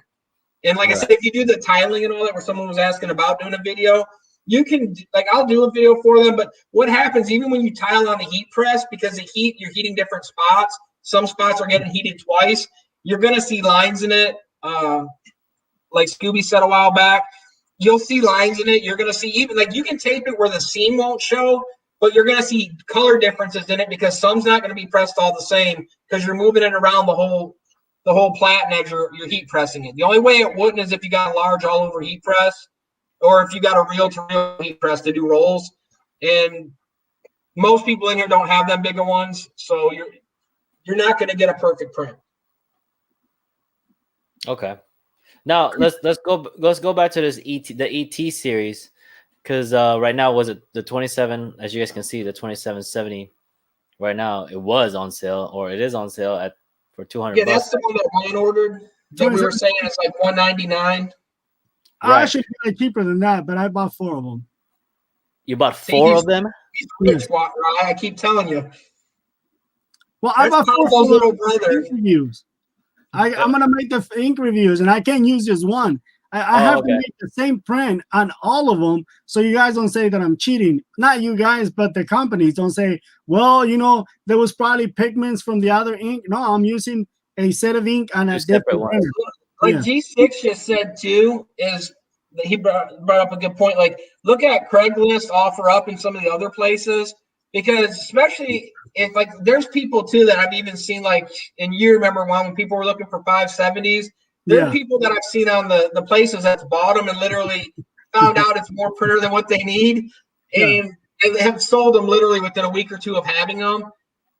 Some of them people wanted more than what I would pay, but I mean, some of them, I mean, you're getting a few $100 less on it. Some you can find even better deals, and something like the 570, as long as they fill out the warranty information and all that, you should be covered for at least a year or two on it. But like definitely check out some of the other places. I mean, now when you get the ET series, I mean, it's just a regular printer, right? So it's got a block ink system with it built in. Right. So do you just go ahead and put the sublimation ink in it before you even put the regular inks in it? Yes. Yep. Because if you buy it used, you go to Craigslist and offer up whatever you buy used, you have to flush it out.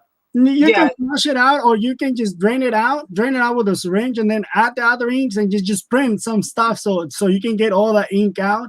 That will be the best way of flushing it out. That way you can actually clean the print head as well. Yeah, okay.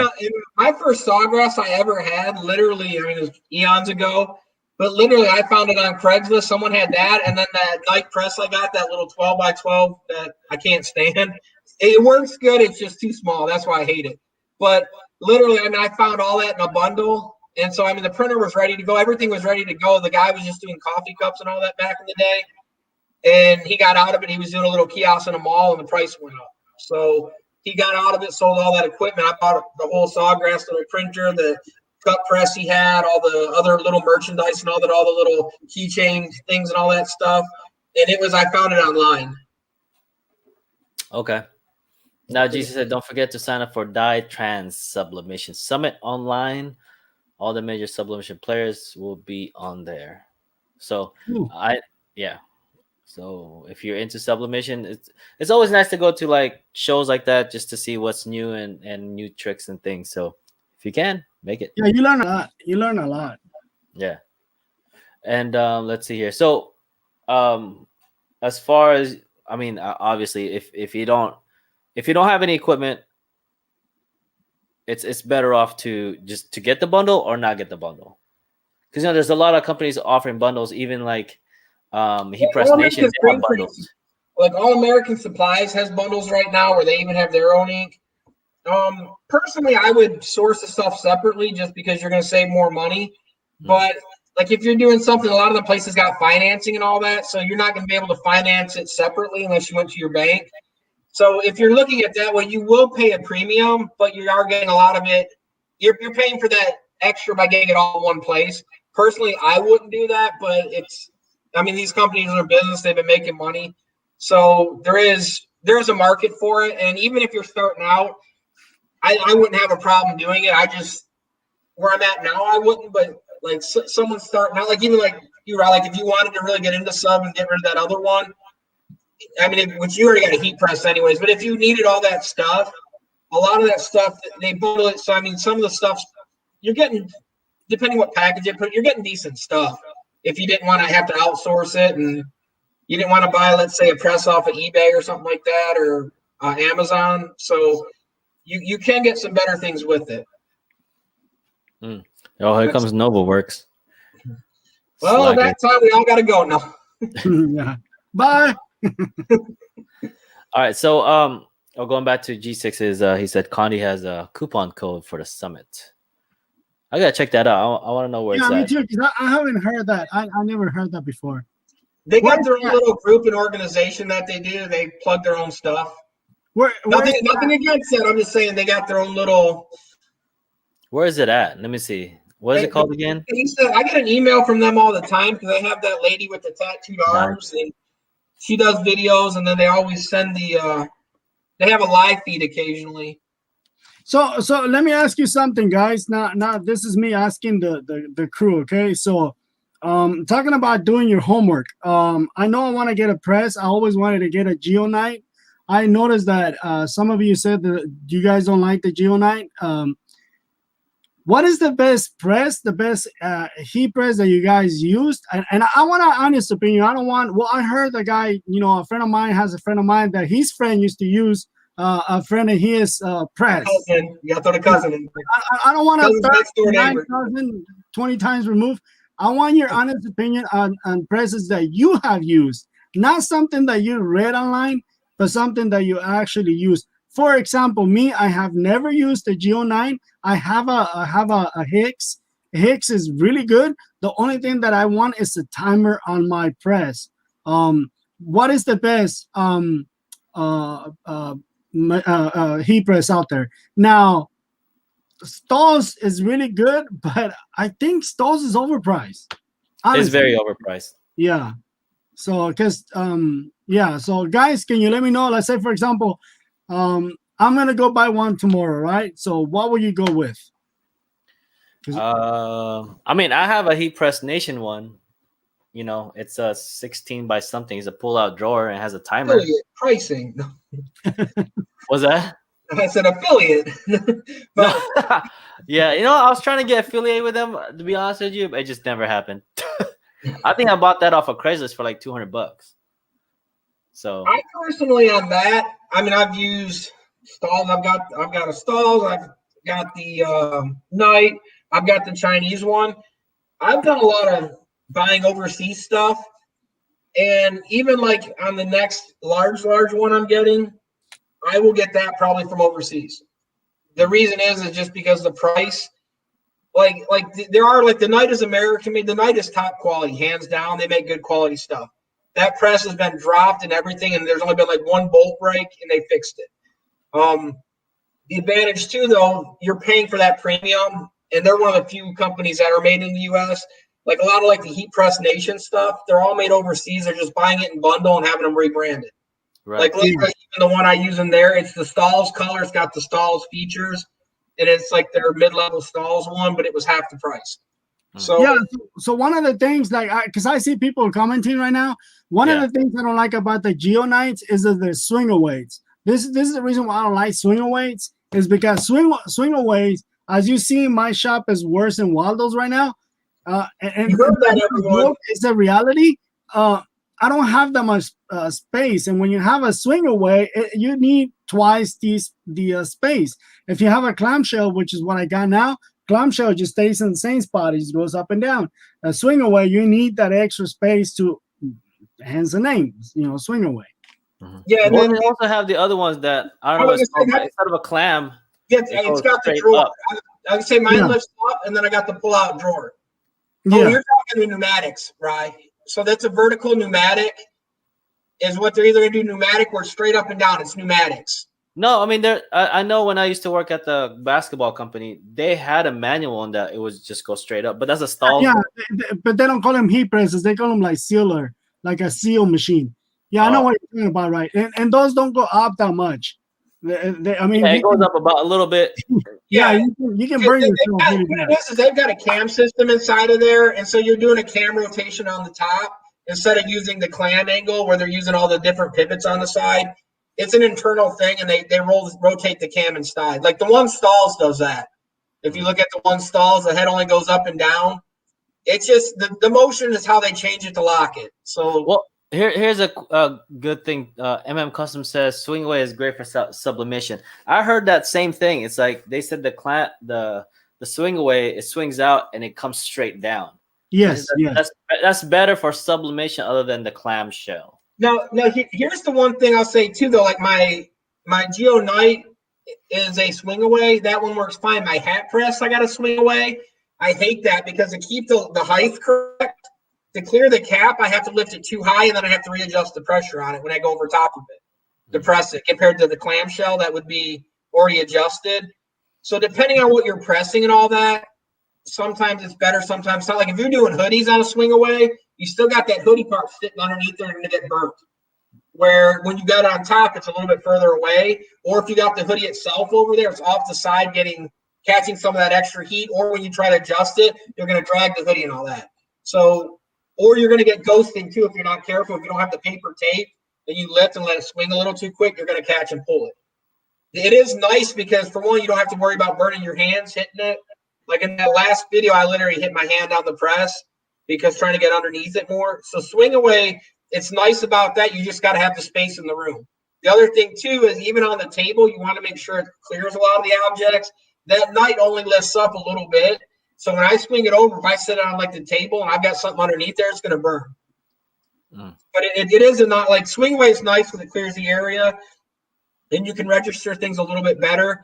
But the space it takes up, you're losing all that extra space. Here you go, Juan. C-Block said he has one for sale. Well, what? I don't know. I guess what do you sell on C-Block? I think he has like a, I don't know, heat press. I think, and auto open. Yeah, no, I'm actually with D-Tag. I'm actually with him where he says I do not recommend an auto open for sublimation. I have a dual, like not like the one that Stan was using the other day or yesterday. I have a dual. It's from China, but it works. It's not working right now. It heats up and everything. But yeah, I'm with him because the auto open, it just it lifts up quick. And like Waldo was saying, if you're not careful and that thing lifts up, and about ghosting, when you saturate that paper with extra ink, that's when you get your ghosting because you added too much ink for that garment. So you're supposed to be going light on the garments, heavy on hard surfaces. That's what you want to do. So, but say for example, you printed a little too much ink on it, and the auto lifts up too fast. The paper is going to shift just a little bit. Remember, Sublimation is a vapor. So the vapor's still there, and that's why you get your little ghosting from. Yeah, and then the other thing too, like where we were talking even about the higher end printers, you've got paper, like I've got Epson paper that's got adhesive on it, and it's not adhesive until you press it onto the shirt. But what happens when you press it, it sticks to the shirt, so when it lifts, the press lifts, you don't get the ghosting part. The paper's stuck on there like if you put spray tack on it, which you can spray tack your paper, use a low tack, and spray it to stick it down on the shirt also, but you're going to have to do another setup. So that's one of the other things too, is you can buy the Epson stuff with the adhesive already on it. What's up, Brads and Empires? What's happening? Thank you for the $5. I needed that money. I haven't seen you in a while. Welcome. All right, so what were we talking about again? Sublimation dancing. Oh yeah, so the printer. I mean, how are you saying dance party sublimation? That's what I read. So what's the Geo? Why did you pick the Geonite? I guess why? Well, the only Geonites that I've seen, they're actually air driven. The places where I used to buy my stuff from back in the day when I used to buy like shirts from these places that you don't need a tax ID, and they always had Geonites. And like somebody said right now, they're built like a tank. I mean, when you see those things, some of them are built ugly. I mean, they're butt ugly, but they heavy as heck. And when they come down, they hold on to the garment real good. And I always saw that, so that's why I said I always wanted a Geonite. That's the only reason why I always wanted a Geonite. Now, I never tried one myself. The other thing too, most of them where they even have the swing where the back, they're using the back cylinder as the piston for the up and down motion, so it creates more of a lever, the cantilever effect. And like you were saying, of course, if it's a bigger cylinder, you can create more force. And so there's advantages to it. I mean, like I said, they are nice. You will pay a nice price for them, but they do hold up really well. I'd rather have a Knight over a Stalls. Yeah, me too. Stalls are nice. They got a lot of bells and whistles, even like that new hat press where it's got the heat on the lower plate and the top. But how many hats is everyone pressing every day where you need something that elaborate? I mean, so if you guys don't know Greg Stevenson, I haven't seen him in a little while. He just sent me a text and he says, if you guys didn't know, Greg Stevenson is also a DJ, right? Like a real DJ. Like Ryan, you mean? He's been in the industry for quite a while. He does a lot of DTG, and he sent me a text. And he says Geonite 16x20 with auto pop-up. A warranty for the Geonite is exceptional. I have never had any problems. So just so you guys don't think I'm lying, that's exceptional. So let me tell you, the first time I seen the Geonite, a friend of mine is doing the clothing line, the basketball apparel, and he rolled in this big old machine. It's huge, and he had this tubes coming out of it. He said he got it from here in the city, which they pressed Adidas brand. So he bought it from Adidas. So he said that the press was like, I don't know, like 15, 20 years old, and it's still working. It's built like a tank. I mean, when you say built like a tank, they hold up really well, and then their parts are all replaceable. Exactly. I mean, like I said, if you have money and you want something American made that they can answer, because to be honest with you, like Juan will tell you too, like I stay up a lot of nights getting a hold of these foreign companies I deal with because they're not open at 3 or 8 in the morning or 9 in the morning. They don't get there till about 2 to 3 in the morning to get a message through. And some of it is very broken English. So the price I'm saving, if it wasn't for me dealing with this so much, isn't always worth the savings. Like if something breaks on that, like a perfect example, one of the buttons, I hit the wrong thing and it changed to program mode. And I could not exit out because their manual was literally 2 pages and it didn't cover anything. And so literally I had to wait 2 days to get them online to actually go through the program to even get it adjusted where I could fix it. So, I mean, there are loads of advantages of buying the American stuff. Like I said, it just depends on what you're looking at as far as, do you want to spend that extra budget, or are you tech savvy, you don't mind working on some of it? And are you find that, like, for instance, if something breaks on this one, I know they've already got the new model out that I have, so I won't be able probably to get that part if something breaks. Where that Geonite, that one I've had for close to 20 years. I can go online right now, call them, and they can get them parts for me. So I mean, it's you got to kind of weigh out the cost versus reward stuff, and what's it worth to you to be able to have that access to be able to call. It's like I said with the Epson with their ink. Like in one seen the thing, they overnighted me literally $400 worth of ink, these huge bags, and the chips and all that, and overnighted it all for free just to get it up and running. And so no other company like Cosmo or them are going to give you $400 worth of ink and overnight it, because that came from California. So that came from your neck of the neighborhood, Rye, and I'm a little ways away. So I mean, that's a little bit of money. California's the best. That's all I got to say. Like, as much as they spent, West Coast is the best coast.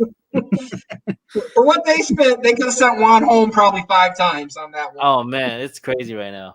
Talking about home. I don't want to talk about home. I want to say thanks to John Murray for his comments. They've been on point. And also Greg Stevenson, he took the last comment out of my mouth. The heating element has a lifetime warranty, even if you bought it used. That's that's true. Now, Brad's in Empire. He said, have we already compared the Fusion versus the Geo? No, because if we were to compare the two, I think for the money, and I this can't afford a Fusion IQ. I mean, it's this is just a personal opinion, okay? For the money that you're gonna spend on a Fusion IQ, you're gonna spend less and get more with a Geo 9. That's just a personal opinion. Again, I think you'll get more out of Geo 9 than the Fusion IQ. If you want all the bells and whistles, I will say that. Like the Fusion's got all the set programs where you can literally have it set for everything. So if you're using 3 different kind of heat transfer vinyl, you can have it set. So if one's only, let's say, a 280 press at 10 seconds, you can have that program. And then you can have the other one, let's say, if you're heat pressing something else at 320, you can make all them programs in there, saves them all. And it's literally just a push of a button for it. But like I said, if you want all that nice stuff, it's worth it. If you're fine with pushing a button up and down on some of the other stuff, you can save money on it. I mean, if you're doing like, I'm not saying it was bad, but like if you had them presses they had yesterday where you're pressing a lot of different things, it'd be worth it. But I mean, do you want to sit and press all day like that and still lose the race? I mean, Mike, I think they do make a DK24. I know they make a little bigger one than the DK20. I could be wrong. They have a 24, I think. I think they make it because I was checking them out. They don't have one anywhere near me, a bigger one than the DK20. But I know they make bigger ones. There was another comment that I wanted to point out. Jason Ends, can you bring that one up? That's a really cool one. Which he one? said Beast Coast. No, I'm not bringing that up. No way. Oh, I don't know about you guys. It'll be better if California just breaks off because it's on island. Then you just have to pay more to get over here. Like Keisha said, John has been on point. I agree with that. Yeah. Right. I was kind of hoping that you guys will sell me on the. And Night Press has been literally all of us our ages put together. Night has been in business longer. They've been in business 135 years. Who's that? Night Press. They've been in business 135 years. So yeah. Hold on. Let me check this one real quick. Virtual Summit ticket. So if you guys go to virtualsummit.com, that's the I guess the little thing for the sublimation community here. So it's on March 10th to the 12th. So virtual, that's like a ticket. It's a sublimationsummit.com. So if you guys check that out, if you guys really want to get into sublimation and things. So I think those are the things that that you guys should look into, because it's you always learn something from that stuff. It's the DK25 one. That's the one. There you go. DK25. It's 20 by 25, and they've got the swing away, and then they got the SP, which is the air drive one. And how much is that? That was like close to 3,000, right? 24. On the air drive or the just manual? Both of them. Just Let me see if it says 3,500 for the S, which is the swing away, the manual one, and then the air one is 45. Yeah. I need All a right, so GoFundMe. if you guys have any other questions regarding sublimation printers, because that's initially what we were talking about. And before we close it, I wanted this is all gonna be like your opinion and what you guys feel. This is not industry. This is what your personal opinion is. Someone getting into sublimation, let's say they want to do mugs and things like that in that size format, what do you guys suggest? Liberty or Juan and Waldo, what do you guys suggest? To get into the printer, what printer? Yeah, if you're new to the sublimation and you want to get into doing mugs and um, tumblers and things like that, I mean, what is the printer you should get into? Okay, so the first thing you want to do is you want to collect all your little dimes and nickels. I'm not being funny. I'm not making fun of that. I'm being serious about it. Before I go any further, let me respond to EJ. Waldo, please send the link to buy the OEM Epson Sublimation ink. Don't forget Epson. I mean, Waldo. We call them Epson now. Robert, I can't post on here. I'm literally got 4 different computers open up to. Okay, so going back at the question, so what you want to do is one thing: do not get in debt. Do not. That is not the best way, because you'll hear this saying over and over and over. It takes money to make money. No, it does not. It does take a little bit of money. Actually, let me rephrase that. It takes know-how to make money. Because once you make your business grow, you'll notice that you don't put any money in the business anymore. The business is self-driven. So now, if you're just barely starting or you want to start on sublimation, put all your pennies together. Literally, put everything together and see how much you can afford. And let's say, for example, you came up with $750. Don't max it out. Do not max it out. So I like to talk about stepping stones. So my stepping stone, if I had $750 to start, just so you guys know, I started my business with $166. That's what I started my business with. So stepping stones, if I want to get into sublimation, I will go and buy the Epson 2720, and I will go to Epson, the actual website, Epson.com, and buy their refurbished printers. That's what I bought. I bought 4 of them. They cost me $160 something, $175 each. You can buy them directly from them. They're gonna be refurbished. Again, I'm talking about in stepping stones, and then find a way to get the best ink. I don't like it when people ask me, what is the cheapest printer to get into business? You already started wrong. It's kind of like, oh, I'm not going to bring that up, but don't go for the cheapest. Huh? Well, let me bring it, just because Rice said this, guys always say when they see a beautiful woman, there goes my ex-wife, my future ex-wife. You already lost her before you even had her. So not me. You should say it. There goes my future wife, period. So you want to think like that, right? You want to get your again, we're using a $750 budget, which for most people can be a little too much, but for most people it's just about right. We're gonna spend $200 on that printer, right? Let's say, for example, we just went and bought it outright. It's gonna cost you $199. Then find that ink. You're gonna spend $72 on that ink, right? So you're a little less than $300. Then go to JDS. Oh, where's the book? Man, that book is like huge and I can't see it. But JDS, I'm pretty sure you guys know what I'm talking about. JDS Industries. Oh, look at that. Here it is. I don't need to show you the book. Waldo's showing something. What's the website, Waldo? That's IT Supplies, and they'll sell direct to the public. They've got that Epson ink for $17.99 right now. There you go, and that's exactly IT Supplies. It is literally, you can Google IT Supplies and type in T49M, and that will take you to it. T49M. So it's one of many places.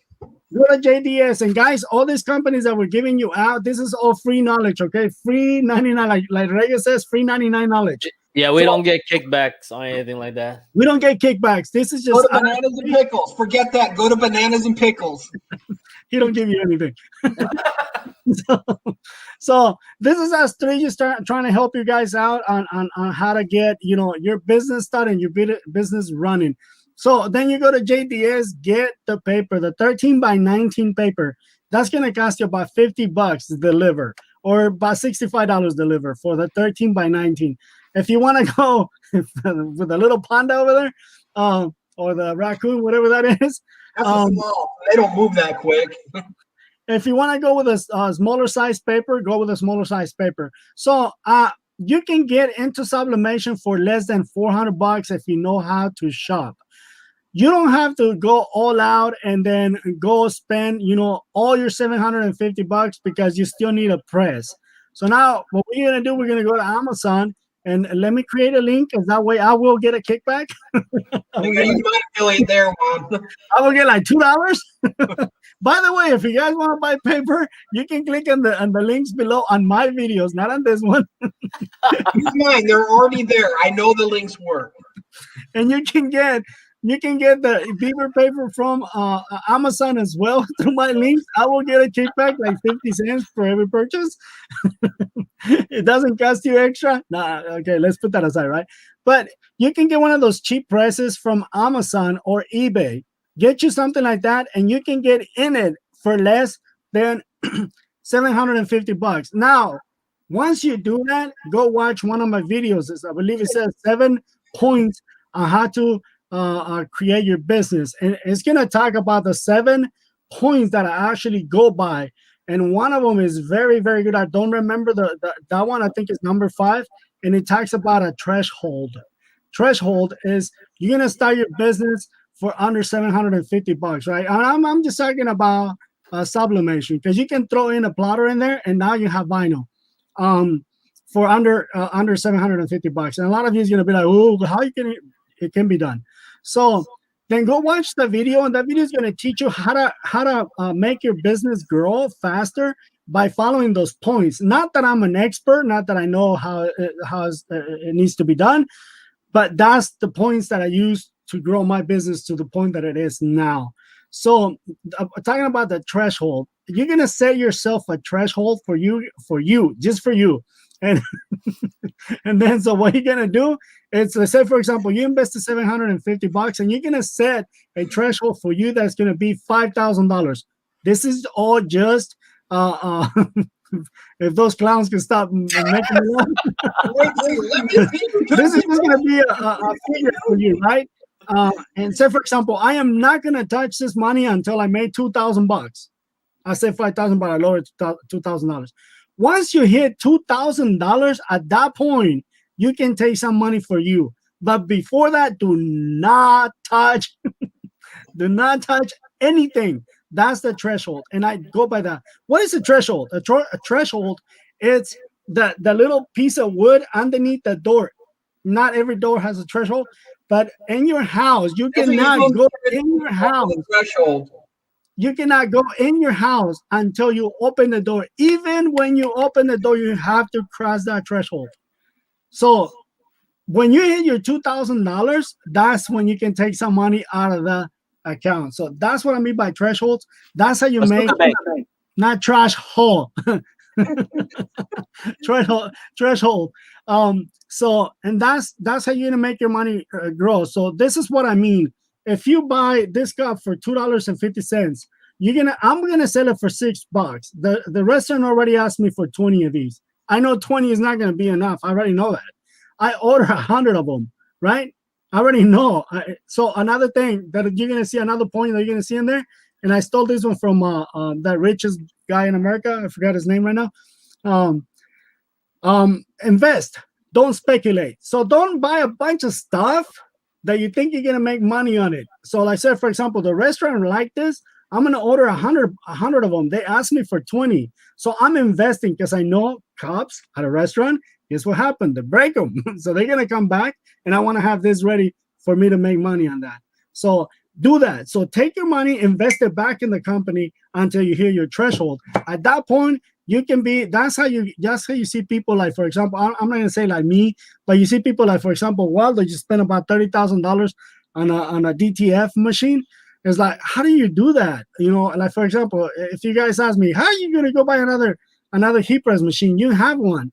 Well, I need another one. That's how we save to get these machines. So if you guys yourself, if you ask yourself a question of how do we get these machines, that's how we got it. Yeah, just like Mike said, threshold. So wait, EJ has a question here. I guess this is for Waldo. That's what I was saying. On the ink, EJ, all you need to look for is Epson T49M, because all the different printers you've got there, they're different ones. The ink that you need, sublimation ink. So you need the T49M. That is the model ink. There's other ones too that you can buy it from besides them, but I know IT Supply sell direct to people with no questions asked. Coastal Business sells it too. Imaging Spectrum, I bought it from there also. They're another one, and they got $10 shipping on their thing.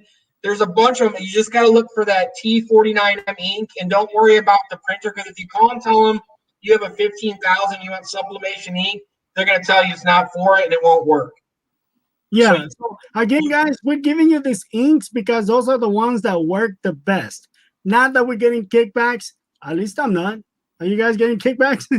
We're not getting kickbacks from any of these inks. We're giving you. I mean, I've been doing sublimation since like 2011. That's when I started doing sublimation. So I'm giving you the one that actually works for me. The one that works the best. I mean, and here's the proof. So okay, mine's a little bit better. My question is, well, where did you get that amazing artwork from? This lady created it, and this lady took me off of Etsy. She went and called Lysol, and Lysol sent me a nice email and told me to take it down, so I took it down. Well, I know a few places if you're looking for it. So here's a question for you guys. Does the T49M ink work in the 7710, which I don't know what that means? 7710 is one of the Epson printers. It's a 13 by 19 printer. It's one of those printers that has everything in it. Yes, it does. I used to use it on the I used to use it on a 7710. Then I ran out and I bought some other ink and my printer broke. You can watch the video. I took a baseball bat to it. Yeah, nice. Any printer that you can sublimate with, or that people convert to sublimation, you can put the Epson ink in. So if you go, now, do you guys suggest for converting printers? To me nowadays, with the new ET stuff that's out, like Juan said, it's 160 for if you buy the refurbished one, which it's not going to be warranted anyways after what you're going to put in it. So if you're going to do that, go buy like a refurbished ET, any of the stuff that they have on there. It'll save you a few extra bucks.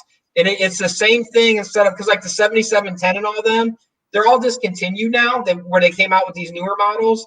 So you can't get them anymore anyways unless you find them on like sale prices or refurbished places. So if you're looking at it that way, just go buy the refurbished one direct from Epson, which will save you a few more bucks. If you want it right away, go to Staples and buy one. You're going to pay that little bit extra. But you just go with the ETs is my thought, because you don't have to convert nothing. Because the other thing, too, when you convert them, you've got to buy the ink cartridges. You've got to buy the bulk ink system for it. And that is a minimum of $50 for them cartridges, unless you go on like eBay and buy the cartridges separate. So if you're doing that route, you already got the ink with it. So even though, let's say you save $50 on that printer, you actually paid $50 more to buy them cartridges. So buy the ETs and run with them. It's already set up for you and it's good to go. Jason, you need to buy a CIS system, CIS kit for your 4880. Or if you already have it, if you already have the bulk, I think on those they call them bulk ink. If you have a bulk ink where you fill up your own cartridges, then just fill it up with that ink and it'll work. John Murray, I have no idea if that will work, because I don't think so. Yeah, because Sawgrass makes their cartridges, so I don't know if you can refill them. I honestly, I don't know. Like if you could get a refillable cartridge for the Epson, you could do that, or the Sawgrass. That'd be the only way. And so you'd have to go on like eBay. I mean, I'm sure there's a Chinese company that makes a knockoff for it that can be refillable, because that's like the 4880. That's all you're going to do anyways, is buy refillable cartridges with the chip reset on it, and then literally pull the old ones out, put the new ones in, and flush the lines, run a bunch of test prints to get all that old other ink flushed through it. And that's easier said than done for the 4880, by the way, because yeah, I mean, it makes it sound simple, but I mean, it takes a little while. It's not. Watch Rye's video. He's got a video on flushing. Yeah, honestly, I think trying to get that thing to run, I spent about $600. Yeah, and it still ain't running. Yeah, I mean, it is a little tinkering with. The biggest thing, though, too, is if you start with one that's already working well to begin with, instead of one that you let sit there a little while. Because when you let any ink sit there a while, like some people, I don't know who, but when you let it sit, sometimes the ink will dry up in the lines and cause issues. Whatever he's at. Yeah, so let's going back to the size, because we have let's just, we already know the size of the F570, right? So the ET, what was the two size? We have an ET 27 something. 2720 will be the smallest one, and there's other models that have the 8.5 by 11. But I heard you can go 8.5 by, you can go longer, right? Yeah, you can go 8.5 by 70, 4750. So 47 and a half if you print it in a roll. Yeah, it can do that. The next one up will be the 3600, and then they have a 40. I think it's a 40. The 400 series. The 400 series, I think it got knocked out, and they made the 15,000. The ET 15,000, because the 40. I think it was the 4500s. They used to be $1,000 when they came out, and that was a 13 by 19. But the 15,000 came out, and they got rid of the other one. Yeah, the only reason to go with the 15,000, even like where you're asking which one to go with, is if you know you're going to need something that big, or like for instance, because even socks, you can do them on the 8.5 and run them long. They get longer paper. So the only reason would be if you need something wider. Like the bibs I have, for instance, they're wider than 8 inches. They're right at the edge. You can do them there, but if you do the all over print, you're going to have some hanging over. So. Right. If you section the artwork, you're fine. But if you know you're going to need something wider, go with the bigger one. Or if it's in your budget, if it's not in your budget, go with the smaller one and get started and save your money, because you can make the money back really quick on this stuff. Like Ron was saying, even the cups and all that. Like you get one restaurant right there, and then they send one other one. You've paid for that printer just in that restaurant one alone. Right. I mean, and that's the thing, right? So I guess going back to your business model is like, what exactly do you want to do and what exactly you're doing, right? So that all depends on the size of the printer that you want to get, right? But a lot of people just say, I'm just going to get the big one so I don't have to worry about, this and that. And it's like that too, but it's like if someone asked me on screen printing, I would not tell anyone to go buy an auto as their first press. I mean, it's nice. Most people don't have that money. If they buy a used one, they're going to run into all the issues of getting it set up. Buy something you can afford that will at least work. Don't buy the blue presses off of eBay, but buy a decent press and then work your way up to what you like. And see, because just like when you went through a bunch of presses so you found one you like. And they all got nice features upgraded from the last ones you've had. So, like, buy what's in your budget that you can afford, so at least you can get out there and start working in it instead of – because you can save your money up forever, but if you're trying to save for a 570 and you're only putting 10 cents away a day, you're not going to get it in a normal time. Like, get something that it's obtainable for you that's in your budget that's not going to break the bank, because there's no need to go take huge loans out to get one. You're already in the negative when you do that. Yeah. So if you know you can make money with it, get the small one, make the money with that stuff. Like literally the biggest thing. Like the site that I did start, that Bananas and Pickles, the money we made literally in a few months, like Juan's seen it, you guys seen it, literally just selling masks was insane. Like the drop that we had because schools were closed was a big thing. And the money that we made up by doing the mask stuff made all that money back and then some. And people are still doing masks in this state. Like the mask sales have dropped maybe by 10% since the day one. So people are still buying them. People are still doing that stuff. And that stuff's cheap items and high markup. Like people sell masks $10 all day long, and you can buy them a lot cheaper. I mean, less than $2 for a mask, and you're making $8. So you can run that profit, and it's really good. What is that, Juan? John Murray was asking me what is the paper that I use. This is the paper that I'm using. John, I'm getting it from GSG. This is not for the F570 because this is a big roll. So what I do is whenever I run out of whenever this one runs out, I just put both of the rolls next to each other and I start rolling it on this one. And then when this one is full, I just cut it and then put this one in the printer because obviously the roll that comes in there is for the big printers. It's for the big, large format printers. Yeah. And the other thing too, though, Juan, is I can't remember the place. I remember I told you that one day. They even if you wanted Beaver paper brand, you can buy Beaver paper even in the big rolls if you were used to that. Mm-hmm. They have it in Beaver. Yeah, yeah. You don't have that mask back there, but you can buy any of the brand you like in the other one if you were set on that brand. They make it, and the price is almost the same. And then Epson does have other models too. Like that was the DS, and they've got the TAC one, and then they've got one that's made for hard substrates. That's going to give you a super crisp image, but if you use that on a shirt, it's going to muddy it up. So the paper selection, like the one Juan's got right there, is the best all-around paper. It will do your tumblers, very thick.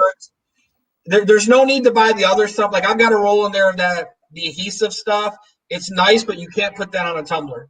So if you've got room, I've got the roll, so I don't mind storing it. But there's no need to buy 3 rolls. That's $300 worth of paper sitting there when you can buy 1 roll at a time of the other stuff. It's just thinking wise on it. If you're going to use it, like I use it, it's fine. Starting out, I would not suggest buying all the models they make. It's not worth it. Right. That goes back to like, what is your business model?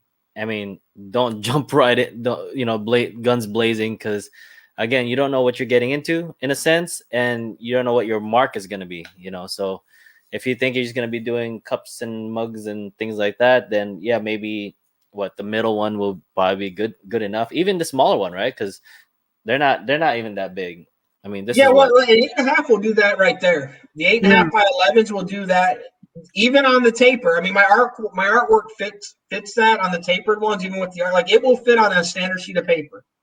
Right. So it's edge to edge, so you got to do the edge to edge print. You can't have it on the safety thing with the bleed on it, but you can do that. Do the tumblers with the 8.5 by 11. If you got the money, go with the at least 1,500. But if it's not, buy the cheaper one. Right, and I gotta put this up. Thanks, NovaWorks. I appreciate you. Thank you. Yeah. So like you were saying, don't jump in it if it's not your market. I have a lady here in town that she's been buying my shrink wraps. Well, she bought the Sagras. She couldn't tell me which one she has, but I think it's the 800 by what she was telling me. And excuse me, she bought it thinking that she was gonna go into doing T-shirts. Well, then she finds out that she cannot print on dark garments. So she's like, crap. So what do we do? You can't return the printer. No. So they started doing tumblers and cups and what do you call it? Mouse pads and different stuff, keychains and stuff like that. They can't keep up. They just can't keep up with all the stuff that they're doing. And that's all through Etsy, I'm assuming? She's not selling through Etsy. She's heard a lot of bad stories through Etsy. It's just word of mouth, Instagram, and Facebook. Wow. She heard a lot of bad stories about Etsy, and I told her, hey, a bunch of those stories are not true. Let me tell you, she was like, they charge an arm and a leg, and fees is not. They do charge fees, but it's not an arm and a leg. It's just an arm. Yeah, I've been kicked off Etsy, so. No, like Etsy and everything else. They gotta make some money, so that's just part of business. That's like even on the products, like where Juan was saying that, right? Like that's like the air fresheners. I sell them blanks to a company. They buy 30,000 of them blanks a month, and they do custom air fresheners. So like they'll do like the CRX or whatever. They'll do your face on one, and they'll try. It's a premium, so you're paying almost $5 for a little small air freshener. But the banana and pickles one that Juan lasered out, literally that's what they're doing. They're taking someone's artwork, lasering it out, and then putting the smell on it and giving them a custom air freshener. And the margins that they're making on that stuff's insane. Wow. I mean, it's high premium on that, and like air fresheners aren't for everybody. I mean, you're like if you don't have the people, don't jump into that. But there are people like I said, I supply to them people that literally that's all they do is do air fresheners, and they buy a ton of that stuff because all they do is do custom ones. Okay. So I mean, if there's a market for it, it's worth it. But like you always got to look at it like I said, you've got to find the market for whatever you're trying to sell. Right. If you're not in that area, it's not going to help. Customs, myself, I would recommend an Epson, simply because I did my homework and an Epson made more sense for me, and that's why I would recommend an Epson because it made more sense for me. And because one gets a kickback. I wish. You know what a good kickback from Epson would be? I will stop talking to you. Use the Epson rewards. You get the kickback with the Epson rewards. Yeah. Epson rewards. Yeah, but I get a sponsorship from Epson.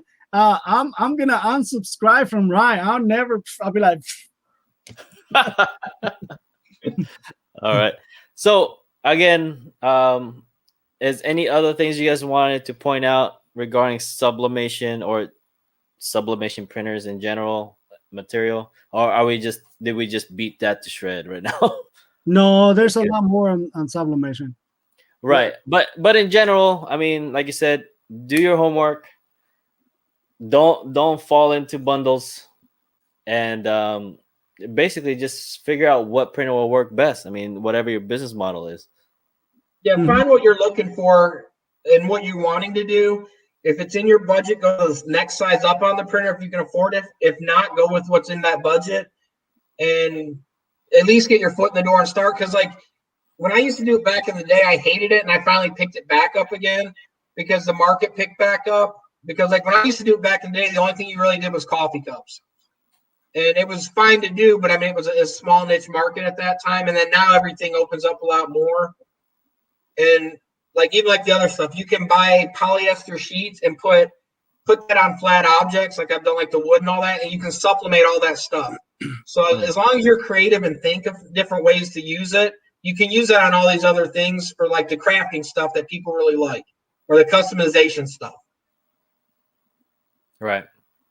Yeah, Grandma, just to touch on that, Epson sells bigger rolls. Yeah, the one that I was showing right now, that's a 300 feet roll. I believe that's the biggest. No, I think they make a bigger one. But that's the biggest one I bought. It's a 300 Yeah, they got a 600 feet on the 44.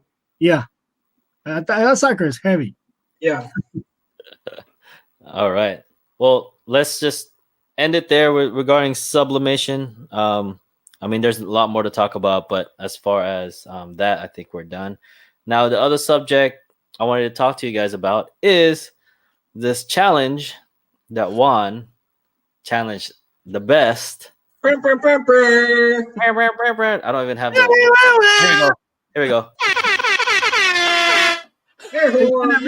It's gonna be like this. What, baby?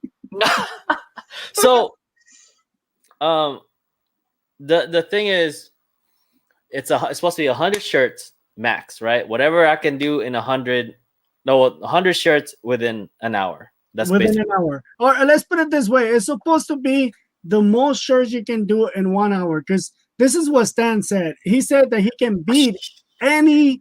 He said, I'll challenge any screen printer out there. I bet I can beat them in 1 hour. I can print 100 shirts.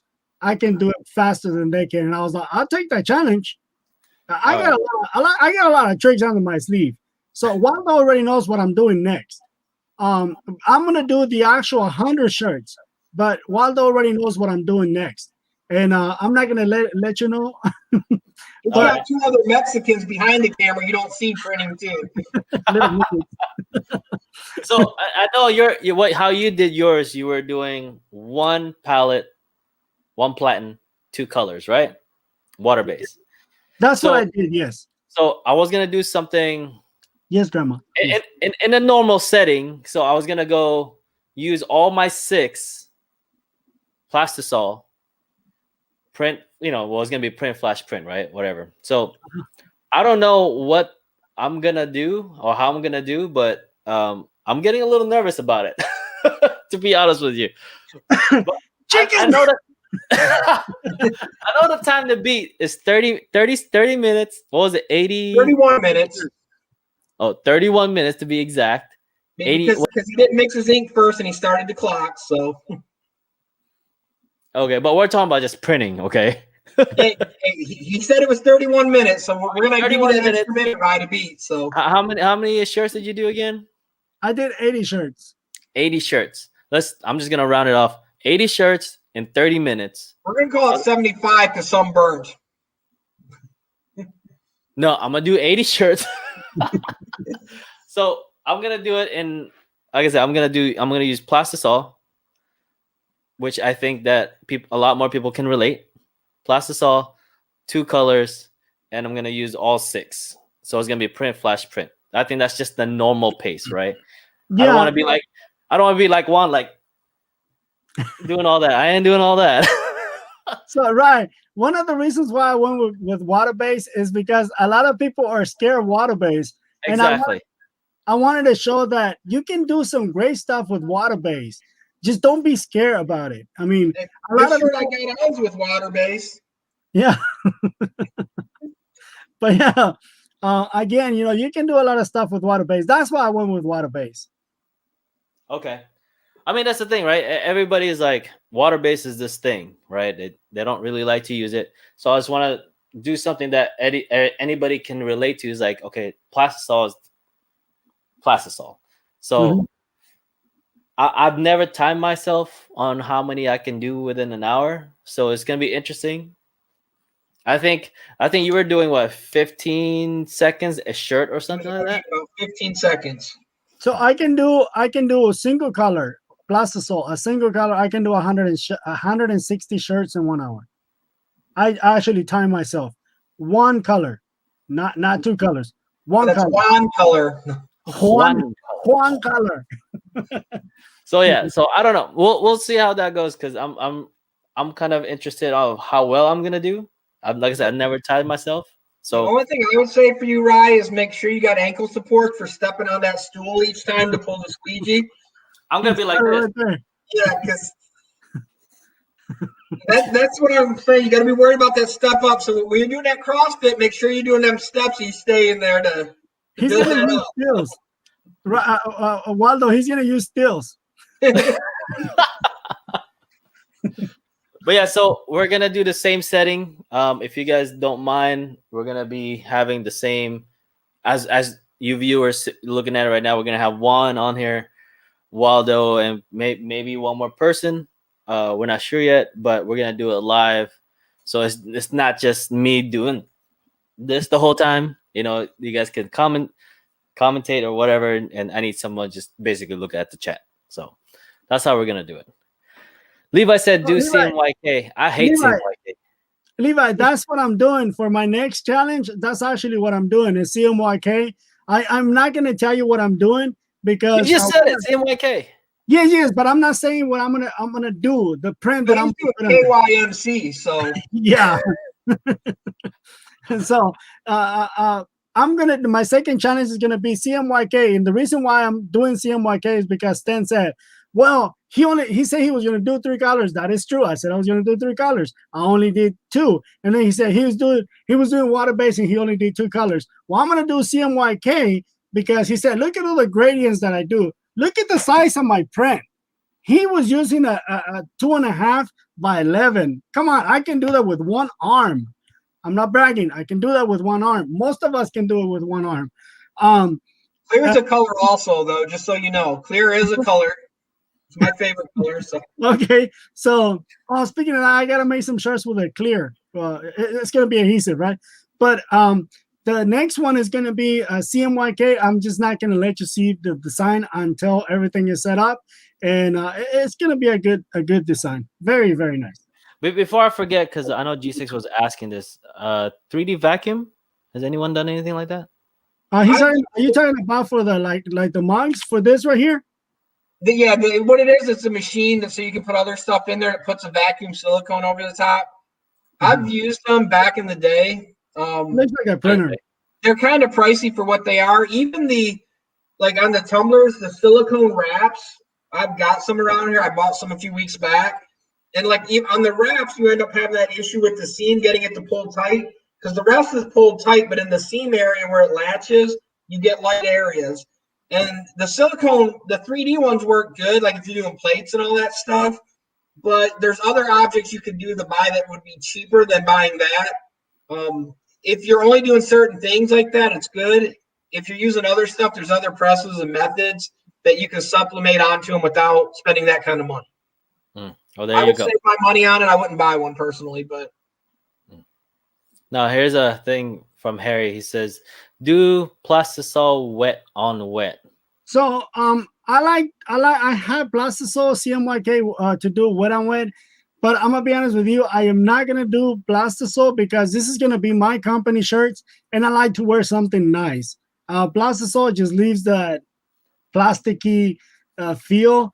This one's there's nothing in it, so that's why I'm going with water-based because if I'm gonna sell something that you guys are gonna be wearing, I want you to wear the same thing that I wear. I'm not gonna give you. Not that Plastisol is not good, but if I like to wear something nice, I want you guys to wear the same thing that I wear, which is water-based is just nicer, in my opinion. Yeah. But it's gonna be a CMYK water-based. Okay. CMYK water base. Mm-hmm. I do gotta show you guys something. I made this shirt for Ryan Juan. When you bend it over, Nice. it's reflective ink. So if you hit it with the light, it flashes and changes silver. So yeah, that's my challenge. Like, so this is a 2-color print. See, I think I could have took one on this 2 colors. that's not a 2-color print. It's reflective. I'm sending you the photo right now to look at. This is when you hit it with light. It turns silver. Turn your light off and turn on your He's got a ring on, so it should be able to see it. Yeah, here we go. But he's got too much light. Now watch him break his other ankle. I don't see it. Hang Yeah. on. I think don't he's see it. blind. Hang on. Can you see me? Hang on. I can see it from your reflecting of your phone. Ready? Yeah, Hang on. I gotta have the light flash. that on. didn't work. I know it might help if I knew how to use the phone, huh? There you go. Did you see the white? Yeah, No, do it 20 more times. Yeah, there you go. Do it again. One more time. He's a redneck, so you can get him to do that. Again. Now I'm on my teeth still. See, these are real.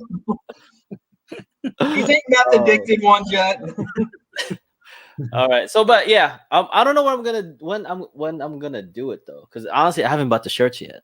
So I don't know. Well, I mean, if you're gonna do the challenge, right, which I don't recommend because you're gonna lose bad. I'm going downstairs. Do it on something nice, something that you like. You know, like for example, I'm not gonna do something other than my actual logo. You know, because what am I gonna make it on? I'm not gonna be promoting somebody else. That's true. That's true. I don't know. Maybe I don't know. I still haven't figured out the design yet. But that's Lily, you're funny, Lily. what did Lily say?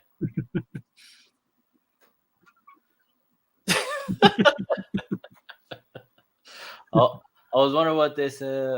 What about discharge? Greg's asking. What about discharge? So discharge will actually slow you down a little more because if you don't have, you know what? I just thought of something. Discharge, yeah, you can do discharge. So discharge, what you have to do to get it done fast, you will have to set up 2 flash dryers. So first station and second station. That way, because discharge, the way it works is by removing the color off the shirt.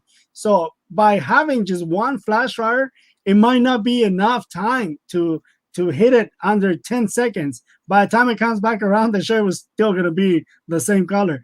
So if you have 2 flash dryers, that might work because you can get, again, the first station, it'll hit it, and then the second station, it completely discharge. Because some discharge inks take a while to actually discharge. Yeah, and I think as far as I mean, it'll work, but if you're doing it as like a competition, it'll be too hard. Yeah, I'd be too slow. Yeah, and I think by that time, I mean, even that, again, the conveyor driver will slow you down anyway. Mm-hmm. Yeah. So, Levi said, "Why don't you guys create a logo based on your company and give it out to subscribers as giveaway shirt?" I mean, that was the plan anyway, right? That's what the plan is. That's why I said I'm not going to bring anything other than my logo. That way, because what am I going to do with 100? Because I'm going to buy another 100 shirts. I already have 80. What am I going to do with 180 shirts? That's why I did this shirt. That's why I did it for fun to give it. Yeah. So that's the idea. I'm gonna set them up.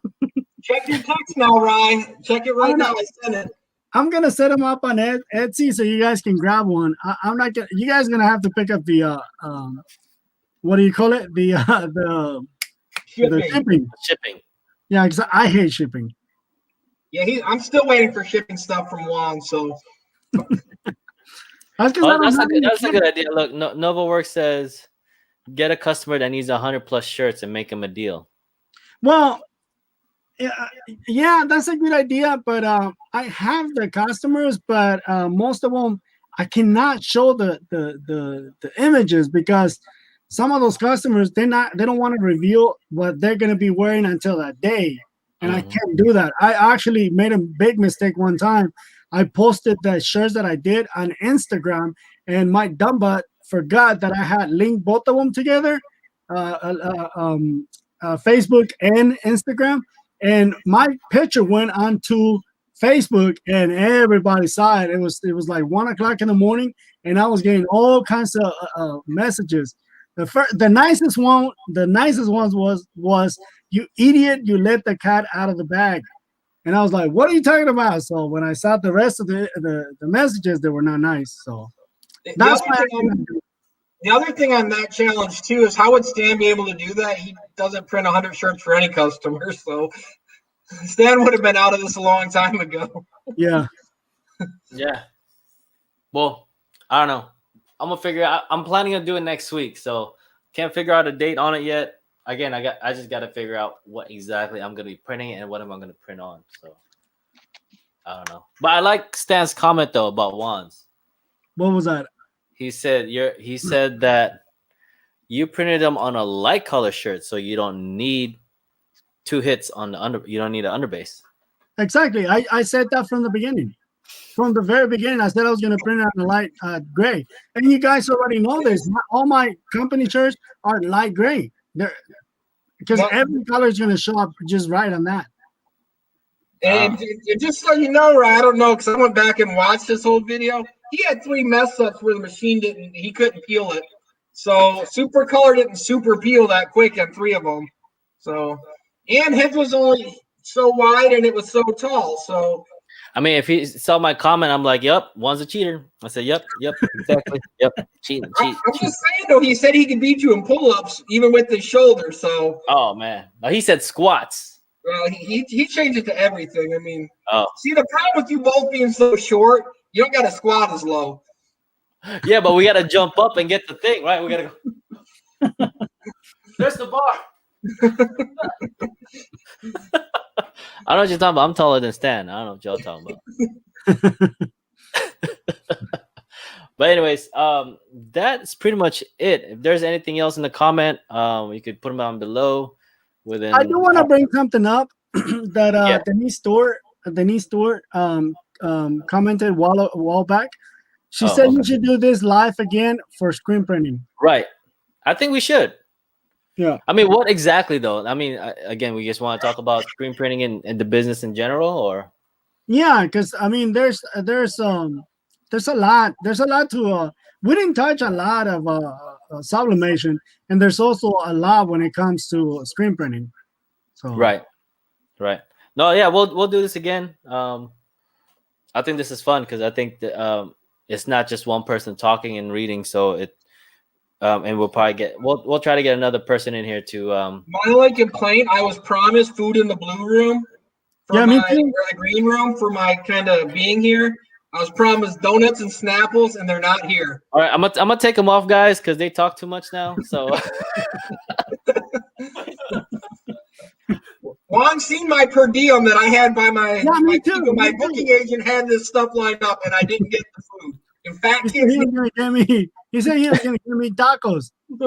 At this point, I don't even care. They're from Taco Bell.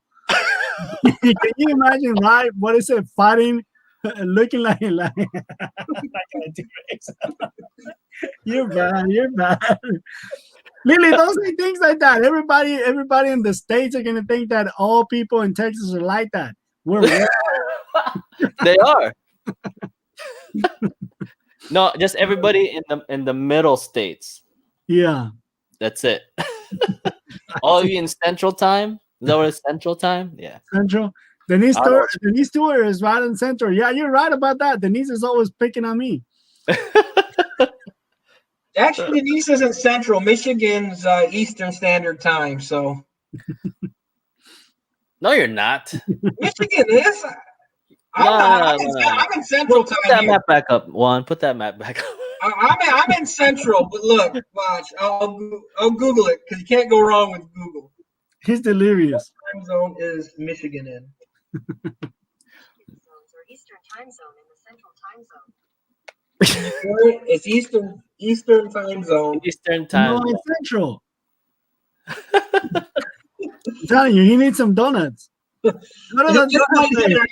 need my diabetes is getting. I need them donuts to keep it going. Help me, Man. They're diabetic donuts I eat. I promise. Denise, I have a new name now. My new name is Clintel Eastwood. Clintel Eastwood. Yeah. And then I told that guy, my nickname is Clint. Everybody calls me Clint. He's like, Mr. Clint Eastwood? Yes, sir. So, yeah. All right. Well, that is it, guys. I appreciate you guys tuning in. And for Juan and Waldo, thank you for one last thing. Board, look at Ryan. This you've set a record for you. You went above an hour for once. So yes. Woo! Woo! Happy dance, happy dance. And just because I was here, this live was fun. And I had to be here because my probation officer told me. Well, again, thank you guys for tuning in. Again, Juan, Waldo, thank you again. And I think Juan's gonna do something similar, right? We gotta get you set up for this, Juan. Yeah, I do have to. Yeah, I really like this. This was fun. Yeah, and then again next week, that's the plan. I don't know what day, but it's probably gonna be towards the end of the week. I'll do the challenge, and yeah, that's it. I appreciate you guys. Thank you. No rush. We need your integrity to stay a little longer. We don't want minutes to get to 2.5 hour, Ruben. No. I don't know, man. It's like I'm thinking about it now. It's like, man, I don't know if I could do 80 in 30 minutes. I don't know. I never timed myself, so I have no idea. See, Ryan, the other thing too, you can set your cameras up like Juan did, and you've got a few more kids. So put one on each press, and no one will know. They're like this. You just see their hands, right? Yeah, and everyone will think you're just that fast running around doing that, and really they can't tell. Oh man. All right, guys. Well, that's it. Thank you, guys. I appreciate it, and I'll see you guys on the next one. Yeah, it was fun. A lot of fun. All right. I'm going to end it. See ya. Peace out. Have a great week.